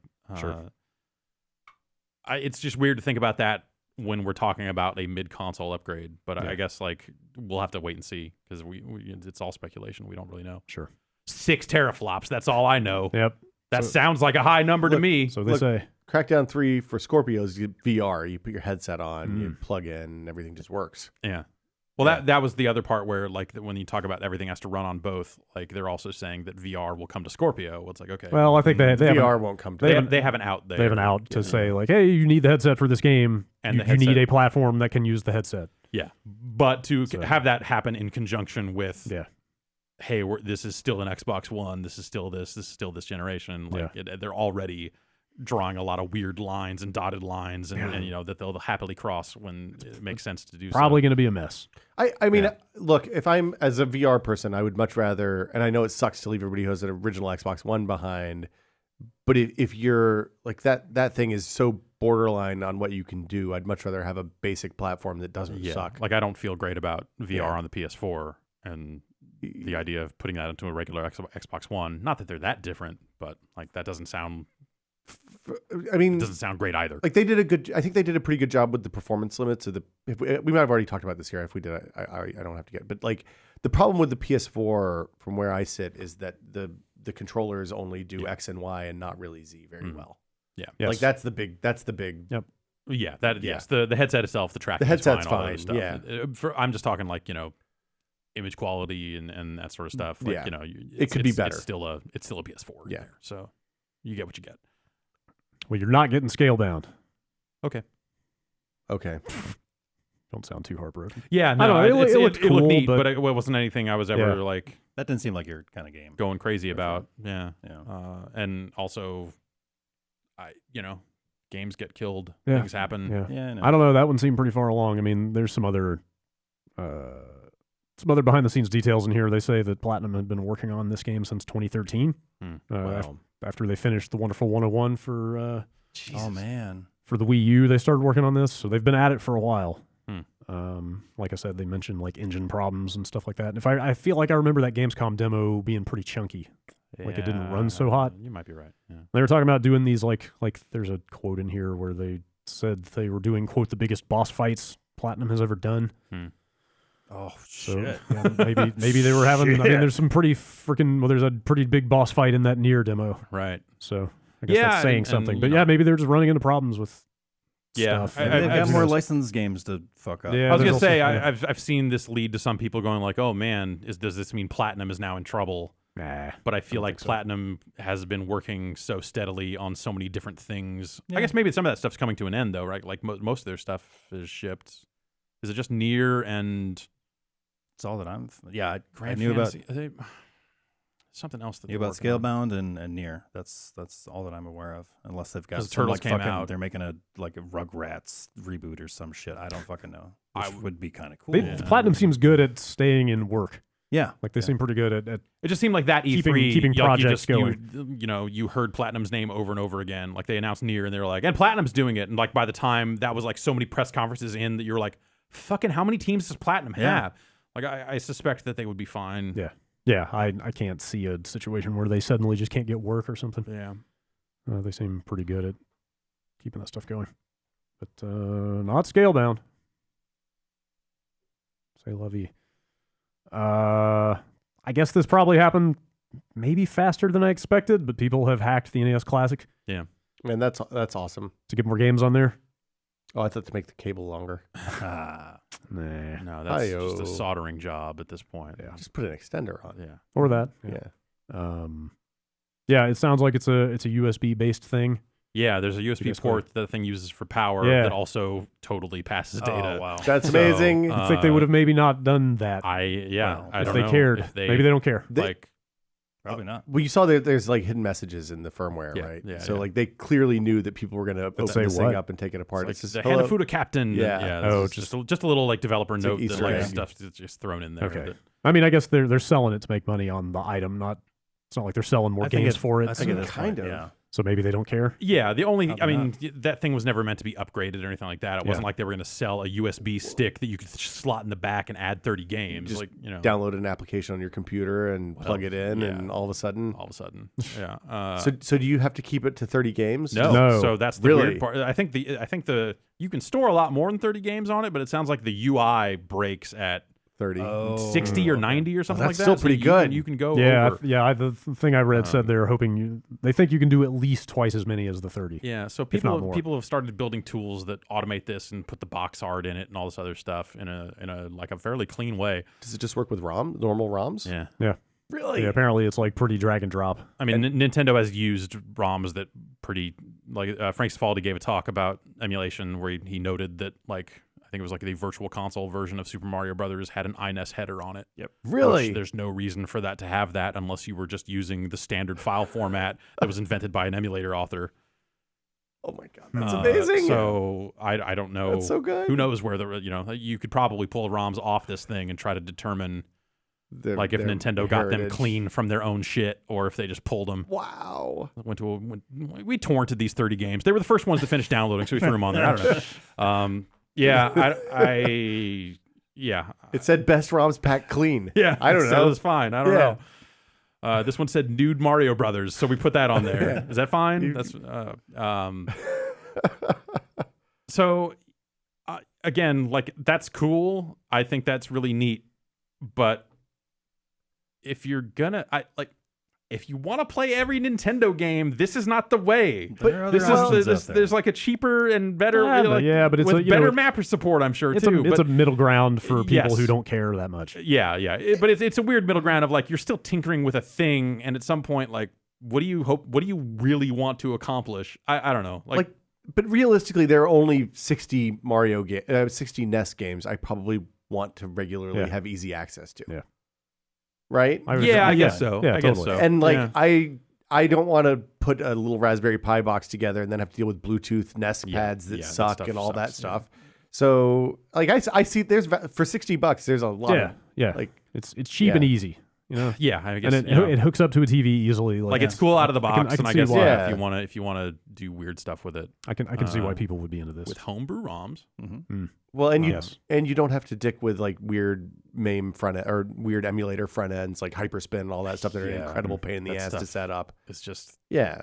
that stuff seems like it's made by like every front end I've ever seen seems like it's made by people who don't understand anything UI, about yeah. emulation Yeah. stuff or UI. UI Yeah. design. That's not a Both, good one. probably. Yeah. Yeah. Also, we run an API that straight up distributes box art. None of them use it. We built it with them in mind. If only. Yeah. Now that people have gotten into this thing, I wonder if they'll just start gutting it and making it do completely other things. Yeah, at that's this probably point, what I would do. wonder- besides play NES games. Yeah. I mean, like at what point can you just turn that into like, we're running Plex on it now? I guess You know, so. I don't Well, know. but it Like, has what do you- it has no network stuff, right? Yeah. Well, over USB, who knows what you Yeah, can do that's true. at Put that a point. hub and A power, yeah, power powered through hub. the hub, and yeah. But I mean, you can plug SNES pads in because those are just the classic Wii, controller yeah. plus are just the Wii. Yeah. Yeah, we like yeah. Yeah, who knows? So we may not have to wait for Nintendo to do the SNES Sure. SNES Yeah. classic. People It might- just like it's just another story of Nintendo's security being completely done Yeah. across the board. Yeah, It's really crazy how like it seems like every pillar they have in the market just was like, oh, by the way, we've figured out how to do everything on your stuff. Yeah, But I later. mean, it seems like it's Do just you a think matter they of give time. a shit on this? They have a new platform coming, right? I mean, Well, yeah, $5 a pop for all those games. yeah, well, yeah. Yeah, I think you mean specifically? Do you think that do I think they care about the Like, NES Classic stuff? Do you think they're going to keep selling the NES Classic even though it was broken and you can put whatever you Are they you want selling on it now? I mean, well, that's a good. It's like a question. theoretical item that's I'm gonna go look. potentially on sale. Yeah. Just like the 3DS seems to be these days. Is it hard to find? Yeah. Oh, wow. Like it's all but vanished. You still get 2DSs? No, like the hardware Really? is just seem like I've heard some stores that are still getting units on a like occasional basis, but it seems like the 3DS maybe it's just a holiday shortage and it'll in a month or so it'll be fine again. But the 3DS has been very, very hard to find lately, and the Wii U. I mean, obviously they've stopped production on it, so Yeah. that's going to dry up sooner rather than later. And so they have it. I mean, whatever. They're launching a platform in 2 months. Like they don't give a shit. Yeah, they got bigger fish to fry. There's like people talking about like, oh, the 3DS needs to stick around because they got all these games coming. Like, not. I mean, nah. Yeah. They'll sell those games to the people that already have one. Just a bunch of Google AMP pages saying, "Here's how to find a NES Classic," and then there's no information about how. That's to find a NES Classic if you there. want to find out how to get one of those, you Yeah. should run a popular YouTube video showcasing the NES Classic, and then every fourth YouTube comment will be a link to something where you can watch a video or just download this file to your desktop and run it, and magically, I guess you'll get a NES Classic out of it. I don't know. That's awesome. I ran it, and then it showed me some ads, but none of them were the NES Classic. Can you send me that file? I'll Yeah, totally sure. install it on my computer Absolutely. when I get I'll home. definitely send it Sounds to you. great. Yeah, it's good stuff. They said if I send them 1 Bitcoin, they will unlock my computer and show me how to get an NES Classic. One Bitcoin is a lot of Yeah. like that's like $30,000 now. How Wow. bad? How bad do you want Jeez, these 30 Nintendo games? I mean, there's some pretty good Nintendo games out there. yeah, Ice Climber's pretty good, man. Yeah. Kind of a goofy follow up on that Forza stuff that was happening last week Mm. as we were coming in here, Right. Yeah. where the PC version of Forza Horizon 3 basically pushed an entire new version of itself down as a patch. What? It's like another 60 gig. Like they Thanks, Comcast. yeah, and so that had just happened as we came in here last week. Yeah. But now now people have had a week to like look at it and figure out what happened. They pushed a newer developer only like a basically full of debug stuff, like a new build of the game Oh, that's out to everyone who had the game installed. Man, that's not okay. So not only did you get in there and a bunch of stuff was broken and have like debug text and stuff all over it, but it also had a bunch of hooks in it for like upcoming DLC cars that have not been announced. Mm. So So it's like a fully unencrypted version of the game, basically. well, kind of. From the sound of it, I mean, it sounded like it was very patchwork. Obviously, a lot of Yeah, stuff yeah. was not fully functional. But like there were a bunch of Porsche vehicles in there that I think had not been announced that people were now able to see. Which they've done that. That's I feel like the past few 18 games. of them. Yeah, there's suddenly been like, oh, here's our Porsche pack. We had to charge more for it because we have to pay EA on top of Porsche or whatever it is. I forget how the licensing works. Also, if you were to start a new save in this new version, Mm-hmm. it has now corrupted your existing save. Yep. Oh man. So anybody who started a new game in that debug build to see what was in there has lost their progress, which That sucks. is kind of a bummer. Yeah. They are saying that Turn 10 community manager Brian Ekberg took to the Forza forums Mhm. to just clarify what was going on. I mean, they basically said, like, hey, don't play this, delete it, and re-download the game, and it will come back down as the right version. Was this only on the Windows version? And your Yeah. save file will Okay. be fine as long as you didn't start a new one. Yeah, this was just the PC. Wow. So, not only Any way to fix those old save files? No, You know, if it it sounds does get corrupted. sounds like your SOL if you started. Any- if you Restore from you backup. started any the like game. sympathy for people with data caps. I was gonna doesn't say look that was like it. that when this happened last week. I started wondering. 60 like- gigs is a lot. Yeah. So when do consumers suddenly get to then get money out of Microsoft or out of any publisher that does something like this, Especially if it was in the downloaded, form of, like, automatically. Yeah. credit Something on that a they cap pushed. or something like that? Yeah, an automatic patch that like, hey, Mhm. like you didn't mean to put this out. It downloads automatically because this is Windows. Yeah. Or console. I mean, whatever the consoles. Steam, more or and less Steam's do the that same. too. I mean, like, Yeah. I have 30 games installed on Steam. Right. Like, if something fucks up there, they could destroy my data cap in 14 hours. Right. So if this data cap thing continues to stick and continues to be a hellacious nightmare Yeah. for all involved, Are you hitting that too now? I am paying them their fucking blood money Oh. to have it go away. I called and yelled at them for a little while and then decided not to, but I think I have to turn it on for next month because it's going to be a continual problem. I have to get. Sonic, Yeah, Save Sonic me. needs to put the fast internet where I live. They tried to escalate me. They called back and they were just like, "Hey, we wanted to escalate you." Blah blah blah. I'm like, I don't want to talk to anybody else. Like, we're done. yeah, here. they It's kept like- they kept calling me and calling me and calling me to Yeah. Well, yeah, anyway. Is there like a Fucking business Comcast. class option for you or anything? Well, It's- there- Yeah, but I think it's- that's it's, more it's the same expensive. speed Yeah. and also no data cap, also, but for twice as much money. Twice as much? Yeah, Yeah, the the business I cap think their stuff is business class is quite expensive. So I Sure. can get Comcast Gigabit at my house Mhm. for $300 a month. I didn't know think they, I might I didn't be know they able had to as gigabit. well. But yeah. it's you have to sign a 2-year contract. Ooh. So and it's tied to that location. So if I move, then I then pay the remainder of the it's Fuck, it's man. Wow, that seems. it's. I mean, well, if you're a business, Yeah, you know yeah. where you're going to Yeah, be for 2 yeah. years, Yeah. right? Yeah. But depends on what kind of business you're running. well, yeah, it's a Uh, mess. Yeah. Can I come over to your house and upload some shit, Brad? I got some uploads I got to Yeah. do. You can do it here if you want. Yeah. Oh yeah, Yeah. Yeah. Plug right Get in. that fat internet. Anyway, yeah, I just like if the cap life is going to be something that more people around the world are living, then when do mistakes like this? When are the developers then liable to Yeah. reimburse consumers Yeah. for that? Well, At the bare minimum, do something like you remember when they pushed Fallout 4 free to everybody, Right. and then like gave Yeah. people $10 for Yeah. for taking it I would say away. it was 5. I'm pretty sure it was. Okay. I think it was 10. Maybe it was 10. Yeah. I mean, Uh, but like even between that and the amount of money you save buying disc versions of games versus Yeah. digital codes, Yeah. like looking at what went on sale, there was one day where stuff was on sale over the holidays for digital downloads, basically, and everything else was crazy deals on discs and Yeah. and $60 for the digital version of discs the get- game. get cheaper so much there's, faster. There's always the Steam sale, and then the console stuff. Yeah. Like they had like on the PS4 store, it was like week 1 of our deals, week 2 of our, like they did like 2 or 3 weeks of deals, and Yeah. Microsoft did something similar, but it's never the deep cuts Yeah, that you it's- find when a retailer's trying to blow their shit Yeah, out. It's getting better, but yeah, it doesn't come close Yeah. to like Amazon or Compared something to what like that. Amazon and Best Buy were doing, Yeah. the Yeah. digital sales were not as good. Yeah. And between that and the downloads, I'm looking at that and thinking, man, maybe I should start buying fucking discs again. right? Yeah. I mean, this This is the most sucks. backwards ass shit. Yeah. Yeah. 2017, guys. Yeah. Bought Doom for $20 on disc. Yeah. Yeah. That's pretty cool. Yep. It's totally worth $20. It's worth 3 times that. All right, that's going to do it for the headlines for the week. We're going to take one more quick break and then come back and read some emails.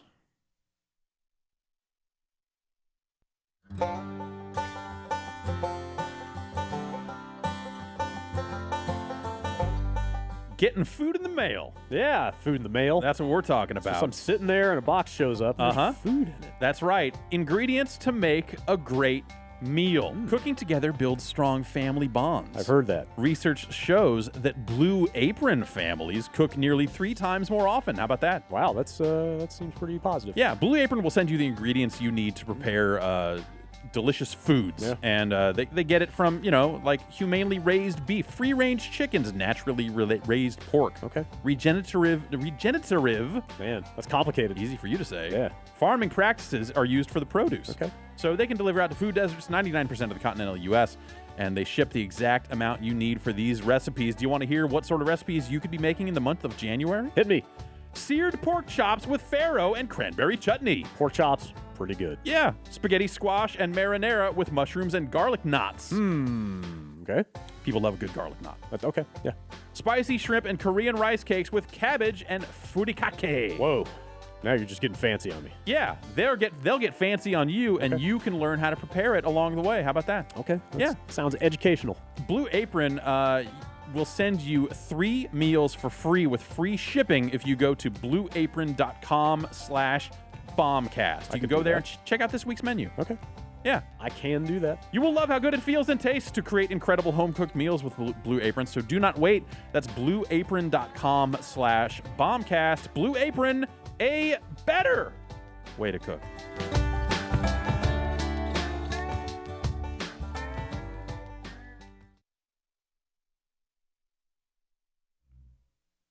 All right, let's read a few emails before we get out of here. Hang on. What? We need to get to the bottom of this. You want me to look it up? Yeah, we need to know if there are 2 Fat Boys movies or if it's just Disorderlies. Because I'm Will pretty sure brought it's up just Disorderlies. That Disorderlies holds up, just for the Okay, record. good. I bet. It's not good. And for some reason, I'm seeing the Fat Boys driving a cat. I mean, well, they were in Crush Groove. I mean, like they're in. It's not a Fat Boys movie, but they're in Crush Groove. I'm on the Fat Boys Wikipedia page right now. Okay. All right. Filmography. That implies that there's. Oh yeah. Okay. There's some like music videos and stuff like that. Yeah, yeah. TV commercial for Swatch wristwatches in That was a good one. 1985. Of course. They were on Miami Vice in Nice. '86. Great episode. Disorderlies came out in 1987. Mm-hmm. Something else. I They were seem on to remember- TNT, a TV show starring Mr. T, episode The Silver Angel in 1988. And TV One's Unsung in 2010. No, Nothing only else? one Okay, film, yeah. apparently. Wow. All right. All right. Wait, hold on. Knights of the City. Is that a music video? I don't know. No, action adventure film starring Leon Isaac. When was that though? Are they- 1986. But it's not a Fat Boys movie. They're just in the movie. It is a. Yeah. What were the Fat Boys' real names? Do you remember? Buffy. Fat guy 1, fat guy 2. Yeah, no. Yeah. Chubby Music Checker. music in the film includes tracks from the Fat Boys. So they were probably like playing diegetic yeah, music yeah. in a bar scene or something like that. Damn. I was concocting Fat Boys movies in my head apparently. Yeah. I thought that I'm gonna go to IMDb. Well, I think you're thinking of Crush Groove because that's the Maybe. movie that's got the scene where they go to the buffet and they sing "All You Can Eat." All you can eat, and they're like eating while I they're don't doing think it. I've ever seen that. Yeah, Seems Okay. right though. That Yeah. seems pretty good. Yeah. They did the soundtrack for Nightmare on Elm Street 4. Oh, Yeah. Okay. Yeah. Yeah. they did. Yeah. Yeah. Actor only one. Hmm. Yeah. All right. They were in Police Academy the series. That also that Seems right. scans. That seems Yeah. like it would make Checks sense. out. Make some sense. I think that's it. Maybe the Yeah. internet can tell us when we're wrong. That's Mm. what it's there for. All right. Not to just hijack before we get into emails. I was just but, like, thinking this podcast is being hijacked. But what? I guess this is our last chance for Nintendo Switch predictions. Oh, sure. Yeah. Yeah, you're going out there. yeah. You're going out to New York. I'm gonna go see that thing. I'm gonna go touch that thing. I'm gonna go switch that thing. yeah. Switch it on. But I- Hold it so in your hands and play games. And the then initial- go have a That's the rooftop party. That's the idea. Yeah. The initial stream is, what is it, Thursday night? It's Thursday night. Our time? Yeah. The 19th, 17th, Yes. No. 12th? No, this week. 12th. This like week. 12th. Yeah. 2 days from now. That initial Wow. stream is going to be Japanese, Yeah. correct? Okay. I mean, well, I don't they're know. hosting it on Nintendo.com, So so there might be some sort of I assume translation, that there will be an subtitled or English whatever? version Yeah. of that thing when they put it out. But then I think they said they're going to do something on Friday morning as well, Okay. Closer look at. which I think is probably emanating out of New York. Okay. So I'm going out there to Cool. see stuff. Yeah.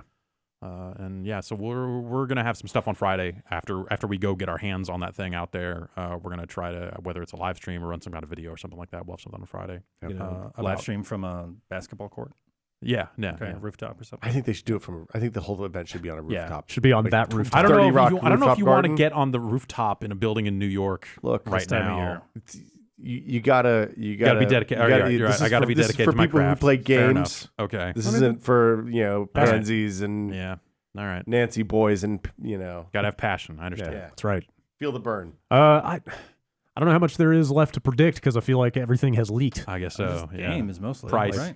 There were some potential I mean, sites showing some price. Yeah, stuff that even potential What? prices have leaked. seemed to be $300. Nah, right around that 250. I think it was. mark. Well, they said 2 models, right? Yeah, Oh, I really? guess Which is the so, same yeah. thing they did Oh. with the Wii U. Yeah. Yeah, presumably They you might as well do 2 SKUs just to Yeah. have one with more storage for people Yeah. to want that, right? I mean, why wouldn't you? Well, Nvidia just announced a new Shield for $200. Yeah. So yeah. like that seems like Well, this is gonna have a dock and controllers that snap Right. on. Like you could see that adding $50 or $100. yeah, $250, $300 seems Yeah, right. that I sounds, that doubt sounds they're all right. considering the Shield any kind of competition. No, but it's No, the but it's same, based on the same hardware. basically. Gotcha. Yeah, or similar hardware, maybe not Okay. exactly. Besides the Shield, you'll be able to use that cloud GPU, right? Fucking A. $20 an hour, 20 Yeah. bucks. How much? It was expensive. Yeah, I looked at that and thought, more. "Damn!" Yeah, it was more money than you would want to spend to play like a 4K res game streamed to Streamed. you. Yeah. Like, I don't know. Yeah.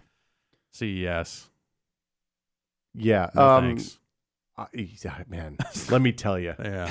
Did you After go? going to 15 of those, The real not freedom going of- to CES Is this anymore. your first one that you haven't gone to in a I while? didn't go the year my kid was born because Okay. she was due at that time, and I didn't go last year, and I didn't go this year. And if I can help it, I'm never ever going to go. Oh, again. that van All right. ride was fun. I love that. No, look, those Lotus of Siam's pretty the 2 or 3 years that we went and like did the drive out and had the whole like the adventure aspect of it was awesome. Like Yeah. it, like going and doing some cool shit and like working harder than I think I'd ever worked at all in my life.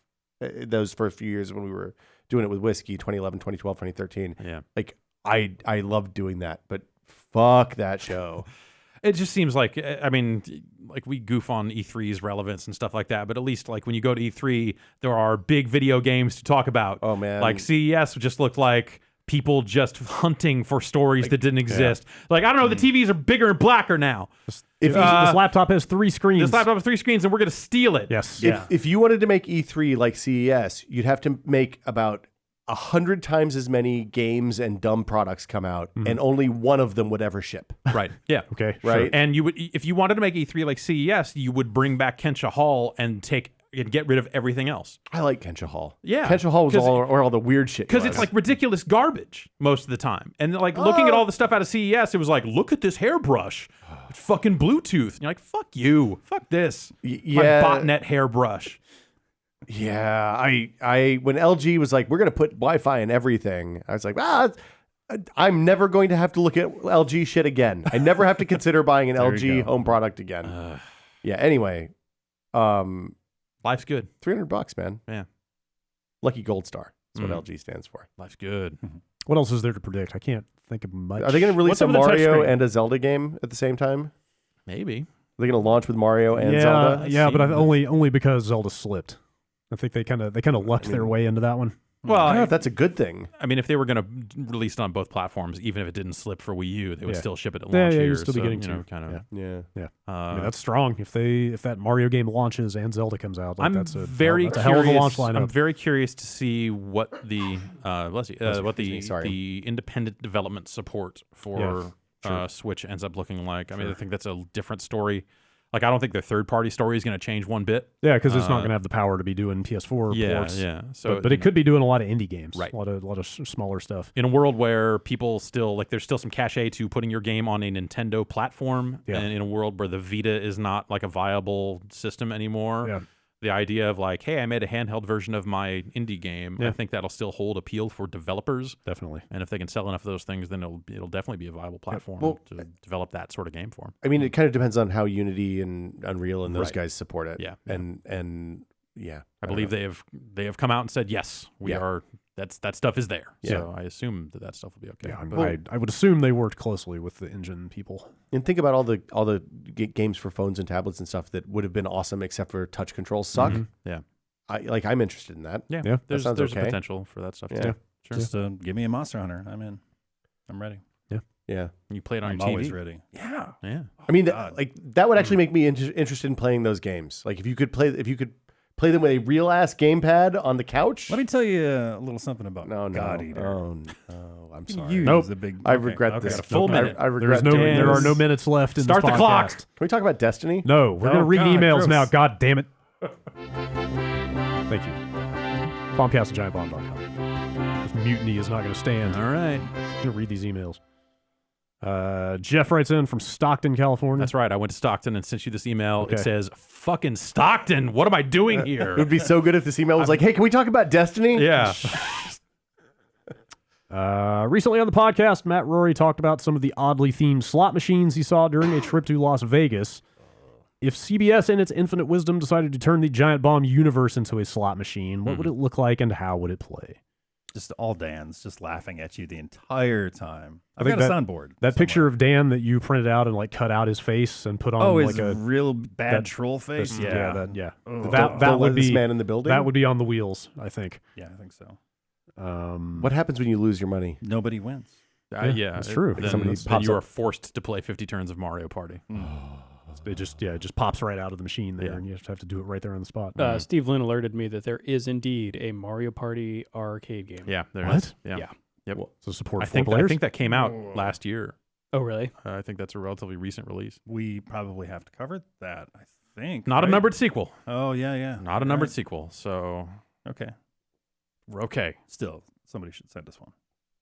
Yeah. We'll consider it. I want to say Capcom made it or Namco. Well, whatever. It's just what you guys I don't need is a giant Mario Party. Just have like a physical board with motorized things. Or It's like anything it's like crazy? a 4-person, everyone sits around it sort of deal. Yeah. with chairs. Yeah. It looks an arcade neat machine. for what it is. I mean, kind of cool. you know, It's still Mario Party, It's though, still, right? unfortunately, like paying money. Oh God, could you imagine? Were any of those games good? No, Like fun think at so. all? no. Okay. You're the experts. Those last two were all right. Only in comparison to what came before. Yeah. You could make the argument that Mario Party has only been getting better, and if you gave them another 10 games, maybe by might get Mario there. Party 20, you might have something that you would think is a good game. They might get there. You never know. Shit. But now it'll be Switch controllers and stuff. Now it'd be like Mario Party 11 or whatever would be everyone removes the controllers from the thing and uses that, right? Yeah, I guess so. Probably. So we're back to so it's just back to like Wii remote equivalents. now Like it's that's not a good way to. D-pad and 2 buttons for all all the they mini need. games. So Okay. is there any word on touchscreen? Drew asked us. in Yeah, the- the rumors are thing. saying yes, it has a I mean, touchscreen. why wouldn't they put a touchscreen on it? yeah. I think for me the big question I want answered out of this reveal is there ever a scenario where you get where you can play on a TV while holding the full pad, or does it only get onto the TV when you dock I it? don't see how that would work if the Yeah. video is coming out of the If thing. the plugs are hooked into the dock, like Yeah. can you then run? Could you Oh, are run you- cables directly to the thing and have a or a wireless connection or something that gives you the Wii U situation of dual screen, like bottom screen, top screen, DS type functionality? I'm going to predict no. I also the way that, feel like the way that dock looks, I don't see any way that I feel like that they would be like they have simplicity on their side. Yeah. But then you run into the situation of like, well, then why would you put a touch screen in it? I mean, maybe if you then can't use the touch screen while it's docked. maybe at this point it's just cheap enough that it's kind of a no-brainer. But what game is going to take advantage of that thing if it also has to build a full UI for when it's docked? That's for them to figure out. Oh man, Maybe that sounds messy in a way that maybe- I think that they yeah, should like- avoid. I mean, but what's the downside of taking it out of the dock to play the touchscreen game? Well, you can't play it on the TV then. right. I understand, but Well, I guess so far we had assumed that they would stand by this idea of you can play it on the handheld or on the TV. did they ever say that, or is that just an I assumption? don't know if they've actually come out and said that. Like that's Like, the if they're- question, if they're is- willing- I feel like that's the implication of like, watch me pick this thing up and I'm still Yeah. playing Well, Zelda. But Yeah. So- but if they're willing to make games that you can only play on the handheld, then this. then that's a bummer. Yeah. Well, but is it? I mean, what's wrong with letting it be strong at individual strengths in different scenes? Because then I'm holding this like 720p screen in my hand while I'm sitting in front of a completely black, much better screen. yeah, but if Which you're is the whole thing I want to avoid. Like that's how I play 3DS now, and it's dumb. well, okay, fair, but the 3DS has a shitty low res screen. While this doesn't have a super high res screen, Yeah, if it's you're playing better. something that's that requires a little bit of more precision in what you can see, I'm fine playing it in my hand if it's a touchy kind Right. of I mean, game. like if they were to ever bring a Mario Maker to this platform, you need a touch screen for that thing to make any sense. And so, yes, like as someone who would like to see them do more with that franchise, Picross. Picross, like there's a part of me that wants them to have a touch screen, but it just creates a lot. I think that's a weird scenario. You can play Picross without a touchscreen, Yeah. just for the record. Well, we're talking about 3D. Picross 3D. I guess though. 3D Picross, you always have to use Like the you got to stylus rotate for. stuff. Yeah. I guess you could use the right analog stick to rotate. You could do it. Mouse cursor. I'm not getting hung up on as long as what you get in the box lets you play it either on the TV Sure. or in your hands. I'm kind of okay with it. With there being some games I have to take it out of the thing. And I would be like, I would feel better about that split if there was still a way to spit the image to the TV. I'm sure you can plug a thing in the bottom, right? I mean, I don't know. I mean, That's- like yeah. you would assume. I mean, but, they do streaming video right now, yeah. so that the technology's there. Whether they want to put the cost into Right. it, I don't know. It's so like I want to see how that stuff shakes out. Like, will it just function as a Wii U if you're right there near the dock? Yeah, But then you still have to support the scenario where you've walked away from the Yeah. dock now and you're just to the bottom and screen. that's where the Wii U like sucks. yeah. I don't know. The only time I've ever played Mario Maker with the TV on is when I wanted to make my kid laugh with the cat paw. Yeah, I mean, yes. To be honest, I played a lot of that game with the TV turned off as well. Yeah. Because I was playing in bed late at night or just doing weird stuff. But Yeah. Anyway. I want to know what scenarios around that sort of stuff exist and what don't. I want to know where I'd like to know where they drew the line and what kind of support you can expect for like. Yeah. Is there any kind of difference between the two screens, dual screen type stuff? Does Nintendo have like a style document that says here's Exactly. when this is appropriate, here's when this Like, is appropriate? would you ever do a DS virtual console for that platform? And if so, would you split it between the TV and the touchpad, or would you just have this How are you weird letterboxed image that is only Yeah. touchable on the bottom part on the tablet? I mean, there's no indication that thing's going to be able to output video while out of the dock. Exactly. So, I want to know if that's definitely the case or not. well, with any luck, we'll find out in Yeah. 2 nights. We may not. Or not. Yeah. Well, we'll definitely coming know out in the spring, we will right? Definitely know in 2 months. Yes, it's Yeah. on March, supposedly. There you go. If not, Unless later this week they go June. I mean, you're not gonna be able to buy it until like I mean, September or December. at probably, that in point, reality. at that point, if you're shipping in March, that's like running up against the fiscal year, right? Yeah, Like I'm sure. I that- assume if their fiscal ends in the same. I yeah. can't does. imagine they It- committed to that date it's- without end of March. being sure they could do it. But yeah, I have to imagine that then they open pre-orders Yeah. like Oh, yeah. at the time this week, right? I mean, Yeah. as soon as that price is out there and as soon as that date is out there, they're like, all right, let's go. You can get a Switch. You get the extra controller. Yeah. You get a Build Switch your own cleaning bundle. cloth Yeah. and a case, Yeah. and it's only like $600. All right. What a bargain! Yeah. Oof. Used 3DSs were still going strong in Japan. Like they were, You saw them everywhere? yeah, Like original they weren't 3DSs. and new 3DSs, and they weren't inexpensive. So still demand over there too. Interesting. Yeah. Good to know. Cullen writes in and says, "Did anyone notice the picture of Shaky Jake used for last week's podcast looks suspiciously like Giant Bomb's own Drew Scanlon? What? Drew, is there something I You, disagree. you haven't told us? You've done some modeling in the past, I've heard. Worked in the game industry. What were you Have you done doing? any crossover? What were you doing around 1990? Hmm. Were you starring in early digitized fighting games? What? That doesn't look like me. It looks Spitting a little image. bit like you. Spitting image. What? I mean, you put a It's hat on. uncanny. It's a white man. Look, That's the thing that I think like people need to learn. I feel like Tom Sharpling talks about this a fair amount. Like there's never any benefit to ever going at someone on the internet and saying, "Hey, has Hey, anyone ever said you look yeah, like person X?" Like Yeah. there's no positive outcome Yeah. in It's that like what- situation. Yeah, what do you say at that point? Yeah. Yeah. every guy with beard and glasses looks exactly like every Right. other guy with beard and glasses. Like, oh, thanks. Yeah. Try being a blonde person. You get a lot of like, Yeah. Oh, sure.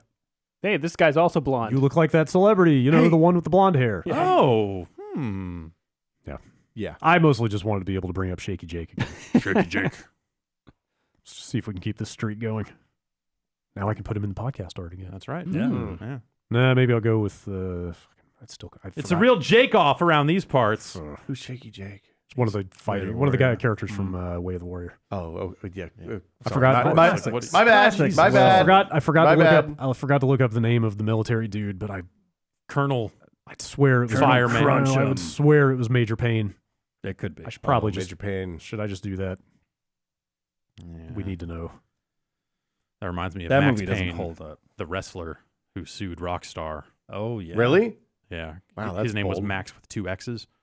He was Payne. harder. Yeah. Yeah, and then it got settled out of court, is my understanding. Yeah. Wow. I believe he also played a character called Man Mountain Rock, It's a pretty good name. Yeah. which is a ridiculous name. I don't even know what that what does that even mean? Oh man, I'm totally. It was actually Major Gaines. Okay. See? That's not a pun at all. Yeah. It could be. It could be. Well, That is totally it. Yeah. Yeah. Sure. That's a pun. Major Gaines comes from behind. There's a character in this game called the Ninja. Well, yeah. Well, yeah. That's all right. It's short and to the point. What a dumb game. Huh. Take it back. Oh, Have you scienced Why? that one yet? No. you guys haven't run. The sweet science? We're not I forgot running Way of the Warrior the through the actual science machine. on it, but through, yeah, through the that's- analyzer. we're cranking the machine back up. I think Yeah. sooner rather than later, we're going to be Mm-hmm. getting some science on. That's good to hear. Yeah. Anderson writes in from Chattanooga, Tennessee. Y'all mentioned during Game of the Year discussion that there isn't a great category for recognizing a game's mechanics. Consider best feel, where games like Hyper Light Drifter, Salt and Sanctuary, Titanfall, or even Abzu could have merited. It's not a bad idea. Yeah, I think there's a way to go. Like, I about feel that. like we talk about feel enough. Like, I think Mhm. it wasn't your entire Titanfall 2 review yeah, kind of yeah. like written Mhm. around the idea that this game feels really good to play. Super Hot Yeah. has a good feel. Yeah, I think there's probably I think that's a pretty good idea. Yeah. There's tons of Yeah, it's tons of games that Yeah. would How do you quantify that? right. I mean, that's the thing. yeah, is it's- quantifying it, like the feel, the flow of a game, Yeah. like Right. that sort of stuff. Is it how it makes you feel, or is it how you know? How I you think feel it's while how you're it playing feels it. to How play. it feels. Yeah. Yeah. God, that could very wildly. I mean, are we just talking about like good controls at some point, or It's I more don't than know. that. Yeah, You know, it should be, like yeah. so many different things funnel into that. Like a great audio cue at just the right time Yep. can help Yeah. with that. You Yeah. know, Sure. there's good visual effects type right. stuff. It Yeah. makes it very hard to quantify in a way that would make a debate about that Yeah. category sound insane and flighty. But, Maybe. but like you could also get into like how like Tetris and Hypercube and Fez, Right. or not Fez, Rez kind of can induce a flow state in you when Yeah. you get going sure. real good, Yeah. and that's a Right. whole different Thumper, like yeah. that. Yeah. Yeah, Thumper. Sure. Oh yeah. Flow of the year. Yeah, Best flow. best flow. Yeah. I mean, that is Thumper. You know, like that. Like Thumper is all flow. Mhm. Which is probably why I didn't like it so much, because I just never got to that point. I Once never get it- I never Oh. got into that groove. It never. If you I let never it felt inside you, I never Jeff. felt comfortable with Thumper. Well, that All right. the music until I tried the VR version, Mhm. the music had me so on edge that like I never pushed through to that. You Mm, gotta feel it in VR, man. yeah. Cameron writes in from Australia. I'm listening to an old episode where you're talking about how game creators had to account for different hardware setups regarding sound cards and graphics drivers. This reminded me that a lot of old game boxes would include screenshots of the game as it was running on different graphics settings so the customer knew what they were buying. Do you think the PlayStation and Xbox will ever return to this kind of box labeling with their new half-step consoles? Because honestly, that'd be pretty funny. No, because I think the differences that we're talking about are not things that would necessarily come through in a screenshot. Yeah. They're probably, You need for motion. a tiny little shrunken screenshot, Yeah. you're not going to be able to Yeah. tell, really. Um, Is that really true? I actually don't remember that. I didn't, like, I I'm trying wasn't, to think of any. Like, I didn't- some of them would. I didn't really have, we didn't have a computer when it was that early on, and you Right. actually were getting completely different games Oh, based like- on, Like Wolfpack, I got Wolfpack for the XT or AT or something Okay. like that, and that had it had 2 or 3 different versions on the back, I think, and it Yeah. had like this is the CGA graphics, and this is what it looks like Yeah. on Hercules Oh, Monochrome. sure. Because they would Sure. print up one box and then Okay. just slap a sticker on the corner that was like Apple II version. Okay. You know, so you would end up with situations where the back of the box wouldn't reflect the game at all. In Yeah. some cases, it wasn't that they were always showing every version. Sometimes it was that they were only showing the best version, and you were like, "Oh, Amiga version shown," and you're like, "Oh, fuck you guys!" like I'm buying the C64 version. This Yeah. is gonna go bad. or like, but even if like if it was PC, you could have an XT, which would be like Right. monochrome. Yeah. Or you could get a 4-color or 16-color or whatever, depending on Yeah. which PC you had. And it was the same version of the game. Yeah, I mean, Apple would be the same thing Yeah. if you had like a 2C, color monitor or or whatever too. Yeah. Yeah, I don't know. Like if you go back far enough and read, I spent some time over the break reading some video game magazines from like 1983, and you'll find screenshots of Pitfall that are just drawn. Really? Like official, like they show up in multiple places. So it was something that Activision issued. And it is straight. You look at it and you're like, okay, no version of Pitfall looks like that. Nothing even came close. Like they literally fucking just drew Pitfall. That's amazing. Like an artist painted it. Yeah, That's something. I don't know rad. if it was painted or what, but like you look at it and go like, this is not computer graphics. Oh, Like, man. you look at it close enough because it was after the 2600 version came out and they're like, it's coming to Intellivision now. It's coming to these other platforms. It's coming to more powerful platforms. So at the time you're like, oh man, what the like this is a really good looking Pitfall. Pitfall didn't fucking look like that. Pitfall never looked like that. I mean, like And everybody the screen did that, they though, drew right? depicted way more than you would ever put on one single screen of Pitfall too. So it's like Pitfall it had as well. It had the alligators and it had And it had the like snake swings and the snake. Yeah. You're just like that screen doesn't exist. Did it have Like, UI? yeah. Yes. Yeah. They I had know. a score and timer. That's awesome. That's Someone drew amazing. that. Yeah. Well, And like there were other Activision games, like Activision games of that era. A lot of it, like Star Master and some of the other stuff, where it's like this is clearly someone just drew a fucking fake screenshot. I would love to see pictures of that. I will find it. It's a PDF on the internet. that stuff isn't that different than like somebody looking at whatever Atari 2600 game and then saying, well, we got to make this is what the cover art is. Yeah. Right. Right. Yeah. It's like one yeah, step. It's probably not too far from that. one for sure. step realer, Mhm. but it's weird. It's not too far from game trailers that look nothing like the game that came out. Yeah. Like that shit has existed forever. Yeah. in its own, in whatever form. Yep. Indeed. Tom from Iowa writes in. I worked in supply chain management for many years, and this is about the notion of artificial scarcity for the NES Classic Okay. we've talked about. The notion of artificial scarcity would run counter to the business goals of any console manufacturer. It behooves them to have a large install base so they can sell a lot of software. Obviously, that's not, well, he says that right here. While selling software is not a concern for the NES Classic, the reason for shortages we've seen with Nintendo consoles in the past is most likely due to a financial strategy that relies heavily on free cash flow. They would much rather err on the side of underproducing hardware so as not to have a great deal of excess inventory. Excess inventory is real dollars that counts against ROI and free cash flow, and that looks bad to investors.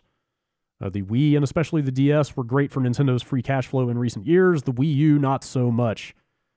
To maintain their high amount of cash flow, Nintendo doesn't want to tie up too much money in a large inventory of low-margin console hardware. Yeah.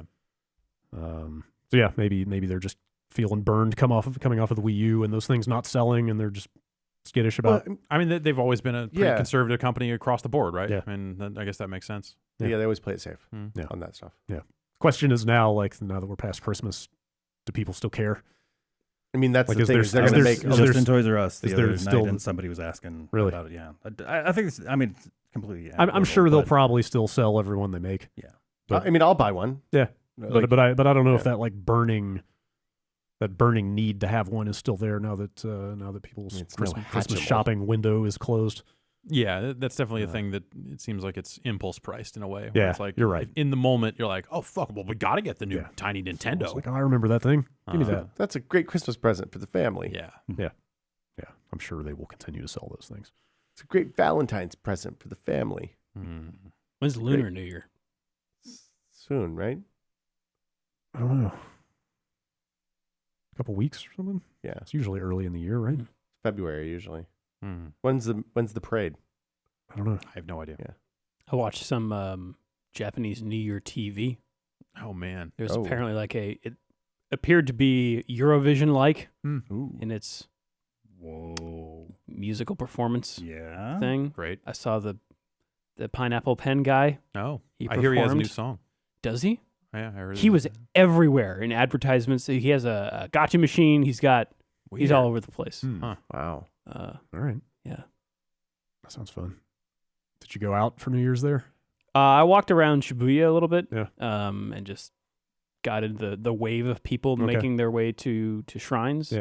Okay. But I didn't actually walk to a shrine. Okay. Is it a like sloppy drunk holiday in Japan or not so much? No, No Times Square equivalent. no. I mean, the Shibuya crossing was probably that, but they don't like watch a ball drop or I think they ring bells at shrines at New Year's. Okay. Yeah. No Dick Clark though. No Japanese Dick Clark. Although I don't know, there's some MC or 3 MCs for that TV show, so they're probably the equivalent. Okay. Were they members of SMAP? Don't know. Is one of them really strongly anti-vaccine? I don't Okay. know. You've lost me. SMAP broke up, I think. It's very sad. Question for Brian: which do you think will come out as a retail release first? Beyond Good and Evil 2, Star Citizen, or Ark Survival Evolved? As a retail release? Like Well, meaning I think physical? he means a Okay. final release. Yeah. I'm only partially joking, but hasn't Ark been in early access for years at this point? Isn't it available on multiple platforms? Didn't they release an expansion pack? Yeah, they did. When did early access become a free pass to just never finish a game? Last year, probably Yeah. year before, maybe. Yeah, I guess Minecraft, that's probably? around. Yeah. Well, Minecraft hit 1.0 eventually. Eventually. Like Ark was yeah. I mean, he's not wrong. Ark is a much worse example because they put out paid DLC for it Right. like well before it has. I mean, it's still not out of early access. like the open development kind of games as a service, all like all these other buzzwords coming together means that like release dates are pointless for a lot of types of games because you want. Well, I would argue that I don't want to play a game until it's done. Yeah, So, I like, the release date would is- argue that there are like millions of people that bought Minecraft before it was done, Well, and now that's like They're fine with that. you but, are like, approaching the minority on that if like- you are not there already. Like every time I touch an early access game that I think is cool, I immediately want to put it down and say I'm not going to play this until they say it's done. But there's a difference between like a narrative story based game where if it's not done, you get like 2/3 Right. of the way through and then there's nothing to fucking do. Or you And- play through a game with no story in it yet, and they're like, "We put in the cutscenes." And you're like, "Oh, well, Yeah. yeah." And like Minecraft, which is basically an open ended fucking around simulator. Well, yeah. Where you can Yeah, kind and, of just. and a game like yeah. Ark is not too far off from that, where they're Yeah. they're just adding tools and more things to do and more systems. And I think a game like Ark, you can kind of get away with that. Well, whatever, they're selling fucking gangbusters. Clearly, you can get away with that. Yeah. Star Citizens is its own weird dumb thing. Yeah. The Especially since they kind of just changed engines again. yeah. Really? I don't Well, know. kind of. They moved to the what's the Amazon thing? Lumberyard. Yes. Oh boy. But they were on CryEngine, and that's based on CryEngine, so Yeah, engines based on engines. So Where does it end? that may not be like a huge overhaul. Gotcha. Did you guys talk about the Elite Dangerous aliens? No. Oh I heard about it. Someone discovered aliens in Elite Oh wow! Dangerous. Like if they just been in there and nobody knew it, I don't know Wow. how long, but made me really want to play Elite Dangerous. that's again. kind of cool. Did you see the video of it? Yeah. With the flowery looking thing? Yeah. Yeah, it's really It's cool. scary. Is that Frog Fractions too? Yeah. Maybe. Did you guys play Frog Fractions too? Yeah. Well, no. No, I watched him play it. There's a Okay. quick look on the site. I mean, yes. Yeah, I played the follow up to Frog Fractions. I How about got that? I got to the part Yeah. where you go into the hole Yeah. and then I stopped because I was tired. That'll happen. You're just getting Okay. started. Okay. Shelby asks, no mention of Mirror's Edge Catalyst in most disappointing or any other end of year discussion. Did I miss something, or did that game just lack anything compelling enough to earn a mention? Yeah, that's about right. Yeah, Yeah. that's Same about thing. yeah. Like it was certainly not bad enough to be in the running for most disappointing, but it was also not like mind blowing enough to be. Yeah. I kind of liked that game. I Like, thought yeah. I played more of it than I expected to. Like that's kind of a cool game. If they hadn't put all the combat at the end, then it would have been higher in At the end of the game, like. Well, did you finish it? I got 2/3 of the way Oh through wow. and Okay. got to a point where I had to keep punching people. Yeah, all the the time. combat and the it combat just was like, probably "Fuck my, this." my least favorite part of it. It was just kind of mashy and clumsy. Yeah. Um, Like I wished that they had guns by the time I got to the point that I quit that game because it would have Yeah. made killing those guys Yeah. easier. first game had guns, right? The first game you could pick up other Yes. people's guns and Yes. use them to murder them. And people bitched about it, so now you can't, and it made it much worse. Yeah. So, Careful, you know, careful what nice you wish job. for. I liked the open world format of that thing, though. I thought it was fun to just kind of tool around while running and looking for collectibles and stuff. But it kind of didn't telegraph. It didn't tell you, like, it didn't give you enough cues about where you should be going. yeah, I that's thought. yeah. I can see that. Yeah. But yeah, to answer your question, yeah, it just kind of didn't rate good or bad. It was okay. What if she had some kind of like Batman like aversion to guns, like a moral one, Okay. and then at some point in the story that changed, like her friend gets killed and she's like, all right, and then it just turns into Battlefield. That sounds great. I would totally play that. Okay. If it's just like Okay. wave after You're wave of interested. guys coming You're out just of describing the plot to the doors. rundown. All right. Yeah. So So I'm in. all right. Yeah. Do you want to talk about download speeds? Bad Company 2 backwards compatible now, by the way. Oh, really? When you mentioned Battlefield. Ooh. One of the best Battlefield games, if not the. Wait, hold on. Yeah, what? Bad Oh, Company no. 2. You ever play it? I don't want to talk about this. This is a mistake. Let's not The Battlefield 2 is the let's not open this can Best. of worms. That's why I said Battlefield one game. of the best, if not the best. If you know, not the- leaving it pretty open ended here. Battlefield 2 is a hell of a game. Battlefield 1942 is a pretty good game. What is that? a good bad- is a, yeah, that a is a- classic video game, Desert Combat. perhaps is one of the best. perhaps one of the best ever made. Galactic Conquest. I was more of a 1943 guy Hmm. because you could get the different weapons and you're shooting all the ships and doing the rolls. 43 is and, all you know, right. That's the cartoon one, isn't it? No, that was Heroes. No, I thought Battlefield Heroes was that weird cartoon game. 1943 was the cartoon 43 was one the on console. Yeah, 43 console. was the console game, which is kind of just like it was kind of just a remake of 43. 1943 Yeah, is it a was like Capcom game that came out in arcades. That it's pretty Battle- sweet. Battlefield 1943 Way was better a than any of this bullshit. good Battlefield game for babies, but like Battlefield 1942, Battlefield 2, those are the real Battlefield games. If I could only have one Battlefield game on a desert island, it would be 42. Easily. Yeah. Let's not. Carcon. We've all expressed our opinions. Dun, Fucking dun, goddamn dun, bad. dun, dun, dun. They should. Dun, They need dun, to make dun, another dun, Bad dun. Company game. They're not gonna. I know that. Single player Battlefield's not very good. Let's be Oh, honest. did you even play Bad Company? Or Bad Yeah. Company 2? They were good games. Yeah, you could shoot the walls. It was very novel. The characters were good. The writing was fun. It was funny. Smell very clean. Yeah. I'm going to read this email about download speeds. It's actually kind of interesting. Comes from Anonymous, Ooh. and you'll see why. I work for a CDN, or Content Delivery Network, in the U.S., and wanted to provide you guys with some insight into why the download speeds for Microsoft, Sony, and Steam are the way they are, in order of fastest to slowest. Steam download speeds are the best because they use a number of CDNs and their own software to manage them. When you're downloading a file, you'll get paired to the closest and fastest data center. While the file is downloading, Steam will continually check your speed and move you to another CDN if it starts to slow down. This gives the best results and means your file should never go below a certain speed. Xbox uses a combination of CDNs and their own Microsoft Cloud services. They don't blend the two together, however, so after an initial check for location and speed, if you get put on their servers, which aren't as good, then you'll remain on that delivery method until the file is complete. This leads to sometimes good or bad speeds depending on how you connected and through what type of connection. Sony is the slowest because they do not have their own cloud service and do not use multi-CDNs. They use essentially Akamai exclusively. Only using one CDN means that they have one configuration, DNS, caching, and so on, and you get what you get. Hopefully this will change in the future and Sony will move to using more CDNs for better delivery. Interesting.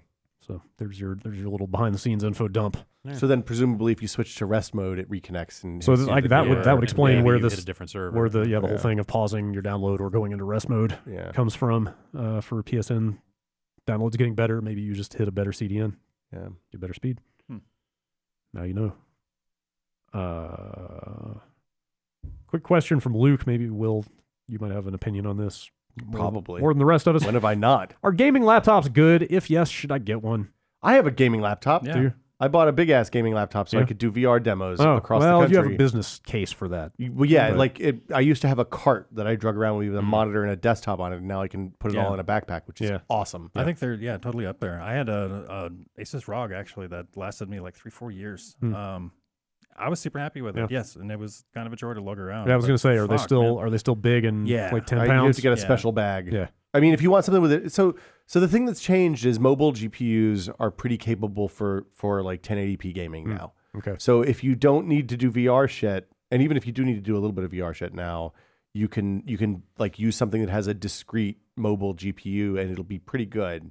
If you want 1080p or 4K, I mean, if you want 4K or VR, then you're buying like a 17-inch, 12-pound laptop with a desktop GPU that has like 45 minutes of battery. the thing that struck me most about it after using MacBooks and like Surfaces and stuff like that for the last few years is the build quality on those is shit. And they also have a lot of like gaming hardware, like killer network cards and shit like that that has bad drivers and just doesn't work very well. And like the trackpads are bad. Like there's a bunch of caveats with most of the big gaming laptops, and they're massively overpriced compared to what you would pay for a normal Like the same computer. amount of performance Yeah. on a PC. And with a desktop, like, you know, like you talk about 3 to 4 years out of a gaming laptop, but like a lot of the parts in a desktop PC are going to last you a lot longer than that if you just kind of just go through the upgrade yeah, treadmill. you can swap stuff out as needed. Well, so you can upgrade desktop GPUs in the new wave of desktop. Oh, is that GPU because they all have graphics their cards. weird external box? No. with So the they GPU have in it, a or what are the? they have modules and they keep them the same between generations of Okay. GPUs. You have to send it back most of the time. Weird. But yeah, like I can get the laptop I have is a 980 in it, and I can get it replaced with a 1080 for like $400, $500 that's or kinda something. cool. Which like adds some legs. But again, the construction of that thing, it's like a giant heavy thing. It has a huge screen on it. It's 4K, and like it's a plastic chassis, so it kind of flexes. That sucks. I don't think they're gonna like. I don't think it's gonna last.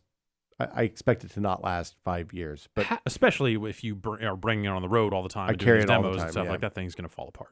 I mean, it's more serviceable than my MacBook. I can open it up and I can take everything out. And it has like 4 M2 SSD slots. So I can Man, put a it is ridiculous RAID array. It is and- revolting how what's the word I'm looking for? Like how integrated MacBooks are now, or how Yeah, like completely impenetrable they are. I don't like think you can put memory in the no, new you can't. ones. Like Yeah. that's all. That shit's all like soldered onto the motherboard. It sucks. Yeah. Like, back when last time I bought one, this is pretty much an all Apple company. We pretty much get issued all Mac stuff here, whether we like it or not. But You request a yeah, PC, like, but all their Rory- PC laptops seem like total dog shit. that's the thing. Like Yeah. Rory insisted on a Windows laptop, so he had to get something that was like way slower because that's all they had. But point is, I haven't bought a MacBook in like 8 years or something. But Yeah. last time I got one, like you could swap the hard drive out, you could swap the memory out, you could do all kinds of stuff to it, and like they're basically like a giant iPad with a keyboard now, which I bought that really Air, sucks. and I'm still using it. But that's like 2012. Yeah. Yeah, so you could still put memory in those. You could probably even do that Right. SSD Yeah. on that. But also, like, for what you're likely to use a MacBook Air for, it's fine. I did podcast editing and stuff on, Yeah, on Yeah. that totally. same Air Like it for does. a long You time. could do light video editing on Yeah. it as well, and it's like the fans spin up and it sucks. It's not as fast as you want it to be, but you could do it. Yeah. But like considering I'm mostly using it to lightly edit some photos and type and use the damn internet. Yeah. So like the thing about that gaming laptop is it was when I was traveling a lot last year, it was really cool to be able to like plug it in HDMI and take a gamepad in the hotel and like totally. That's what I instead use of it sitting for, around that too. watching shitty reality TV at night, I was able to play some games, which was cool. Yeah, that's cool. The internet in hotels blows. Yeah. That'll happen. Martin writes in from Edinburgh, Scotland. I've been listening to old podcasts, and on your February 12th, 2013 podcast, you discussed the fact that Paul Walker was attached to play Agent 47 in a Hitman movie. Wow. Given Walker's unfortunate death, we never got to see that. My question is, what do you think a Paul Walker Hitman would have been like? I don't know. Like Probably would have killed people. Yeah, okay, probably that's would a have safe been an assumption. assassin. Yeah. When I think about it, Bald? with I guess yeah, they would have shaved his head. I was gonna say with the shaved head, I could see he kind of looks the part. Do you think Yeah. they shave people's heads before Now that they I think cast them about in that spot, like so they don't have a weird shaped head? Like as part of the audition, you have to Yeah. shave your head so they can Like see. they It's laser let's see scan it or let's see something? what shape your head is, just so we know. I imagine if you can attach someone like Paul Walker to your movie, you take whatever fucking shaped head he's got. Yeah, Or when you can probably. fill Fix it it in in with post. like head putty. Yeah. I don't know. Paul Walker always had a very particular style of acting that I appreciate. You better not. Yeah. Did you ever see that movie where they go back in time and they're like The they're Michael Crichton one. Timeline? is that what's called? They go through the quantum foam. Yeah. Paul Walker's then his father gets kidnapped or something, and it's just like I wonder if my father's in there. Like there's just some dialogue in there that is just like Paul it makes Walker in it Timeline. makes Too Fast Too Furious look like fucking grand cinema. And let me tell you, it's great. I have nothing bad to say about it. It's a terrible movie. It's a terrible movie. I'm sorry. It should have been like a direct to cable if it's timeline. Yeah, Timeline is I a think it is time. Bad movie. I really liked the book, but the movie was terrible. The book is not. The book is pulpy and awesome. Oh yeah. Yeah. Yeah. I think Paul Walker would have been a fine Agent 47. It's Probably wouldn't have talked much. I was going to say it's worth pointing out that Hitman or the 47 doesn't speak a whole lot.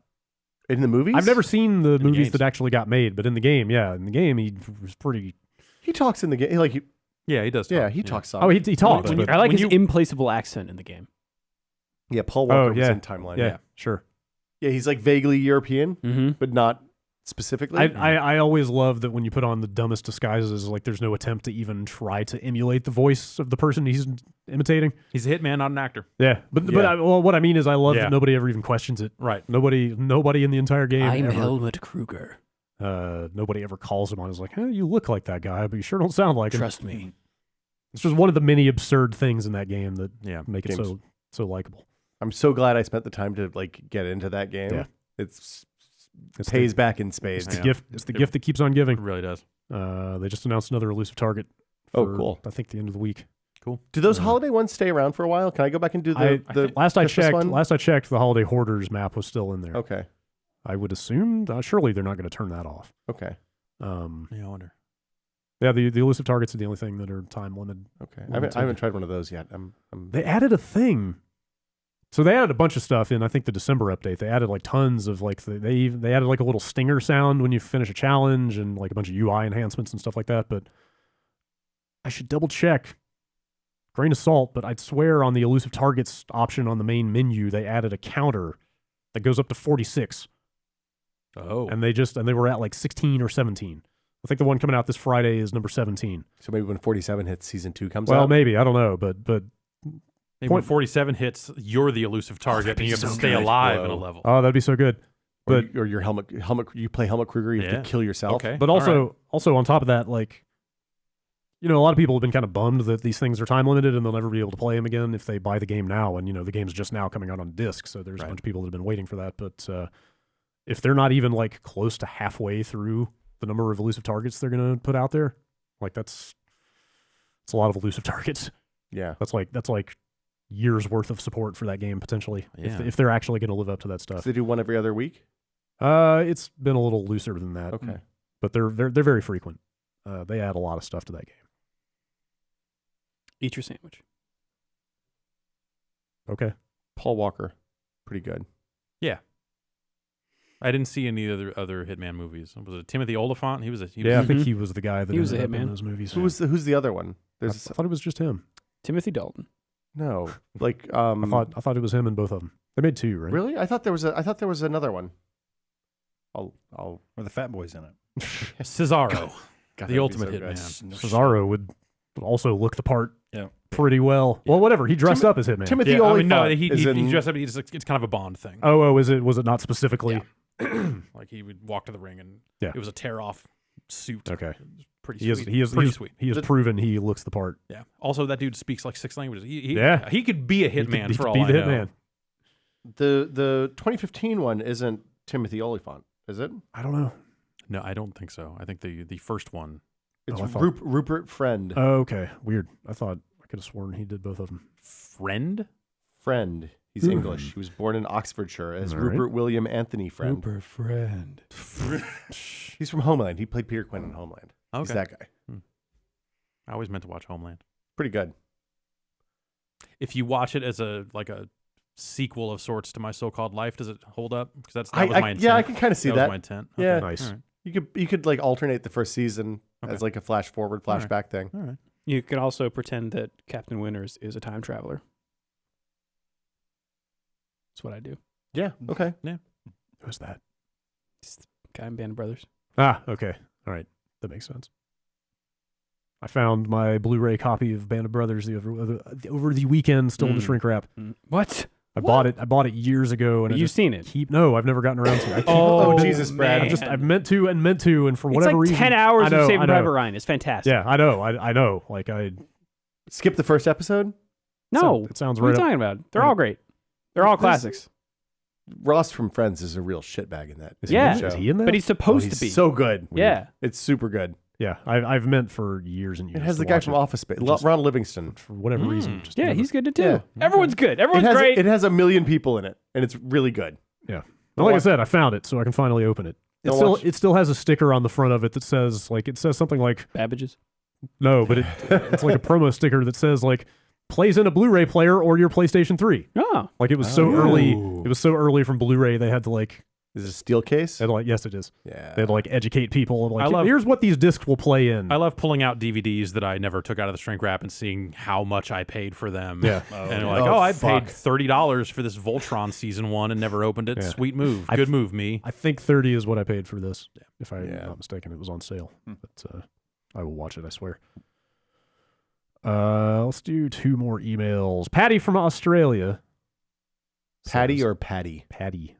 With D's? With 2 D's. Nice. Scorpio seems like a pretty awesome code name for the follow-up to the Xbox One. I'm curious if you think the code name would work as the actual name for that console. Has a console ever gone with their initial code name? Is there a console or product from the past that would have been cooler if it had had its initial code name? GameCube. Katana. Yeah. I mean, isn't the first Xbox that was the code name, right? Yeah. And because Dolphin. it was like the direct Xbox, right? Yeah. Isn't that the story? And then it just became the Xbox. what was Project Midway? Ooh, I don't know. Wasn't that the time travel thing Yeah, that was went back in that time when to they- find the Nazis Yeah. and kill Hitler before he was born? Wait, Are you thinking of the Midway's Final in- Countdown? Midway's in the Pacific. Maybe, no, I'm Usually, thinking yeah. about. I think I'm thinking about the Philadelphia Project. Yeah. Oh, Yeah. Experiment. Experiment. Experiment. Yeah. Coming I mix those things up a lot. Yeah. Ultra Final Countdown and then- 64. Wait, what Yeah, was Ultra yeah, 64 Ultra was a better 64 was a good one. Revolution. Yeah. What was Ultra 64? Was the Nintendo 64? Nintendo 64. I still think Dolphin's a better. That was GameCube, right? they Or straight was up- that the Wii. Dolphin is GameCube. Yeah. What was Katana? Was that Dreamcast? Yes. Really? Dreamcast. Maybe. Or no.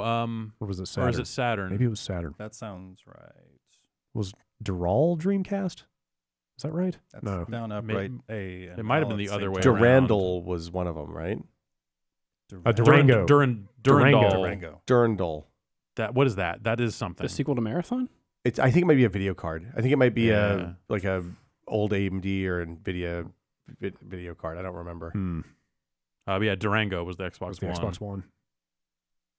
Silly name. What was the Wii? Did the Wii have one? Revolution. Revolution.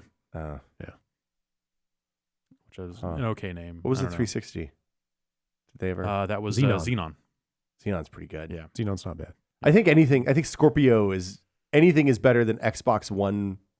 Like 8. or Yeah. 0.1 or You think 0.2 or Orbis. whatever. They'll just call it Orbis. Do you think they just need to get away from the Xbox One name at this I don't point? think they Or- can. Yeah, they're kind of stuck with it, right? I mean, if it depends on what they see their model going forward. Mhm. You know, if they are looking at this and going like, well, at some point we're gonna have to put out another Xbox that breaks continuity and is a full generation split, then they still have to care about that shit. If they Yeah. don't, then they just go, it's the Xbox. Yeah. They should just drop the name and say, here you go, it's the Xbox. Yeah. So then we have the Xbox, the Xbox 360, the Yeah. Xbox One, and then the Xbox. Right. And then whatever they put out Perfect. past that is like, here you go, it's the 2019 version Yeah. of the Xbox. The new Xbox. The new Xbox. Like, new just e- go full Apple on that shit. That gets Or Apple in its weird state. I mean, they number the phones. You mean but the iPad, the iPad 2, the iPad Retina, the Uh-huh. iPad. iPad, yeah, iPad Air. MacBook iPad Air, Air. parentheses 2012. Yeah, but I think you could just put years on those things and have it and have that play Xbox Maybe. 2K. because like the 19. people that will care about the differentiation between those platforms will know because they pay attention to this shit. Yeah. And the people that walk into a store and say, "Give me an Xbox," will just buy whatever the fucking new one is anyway.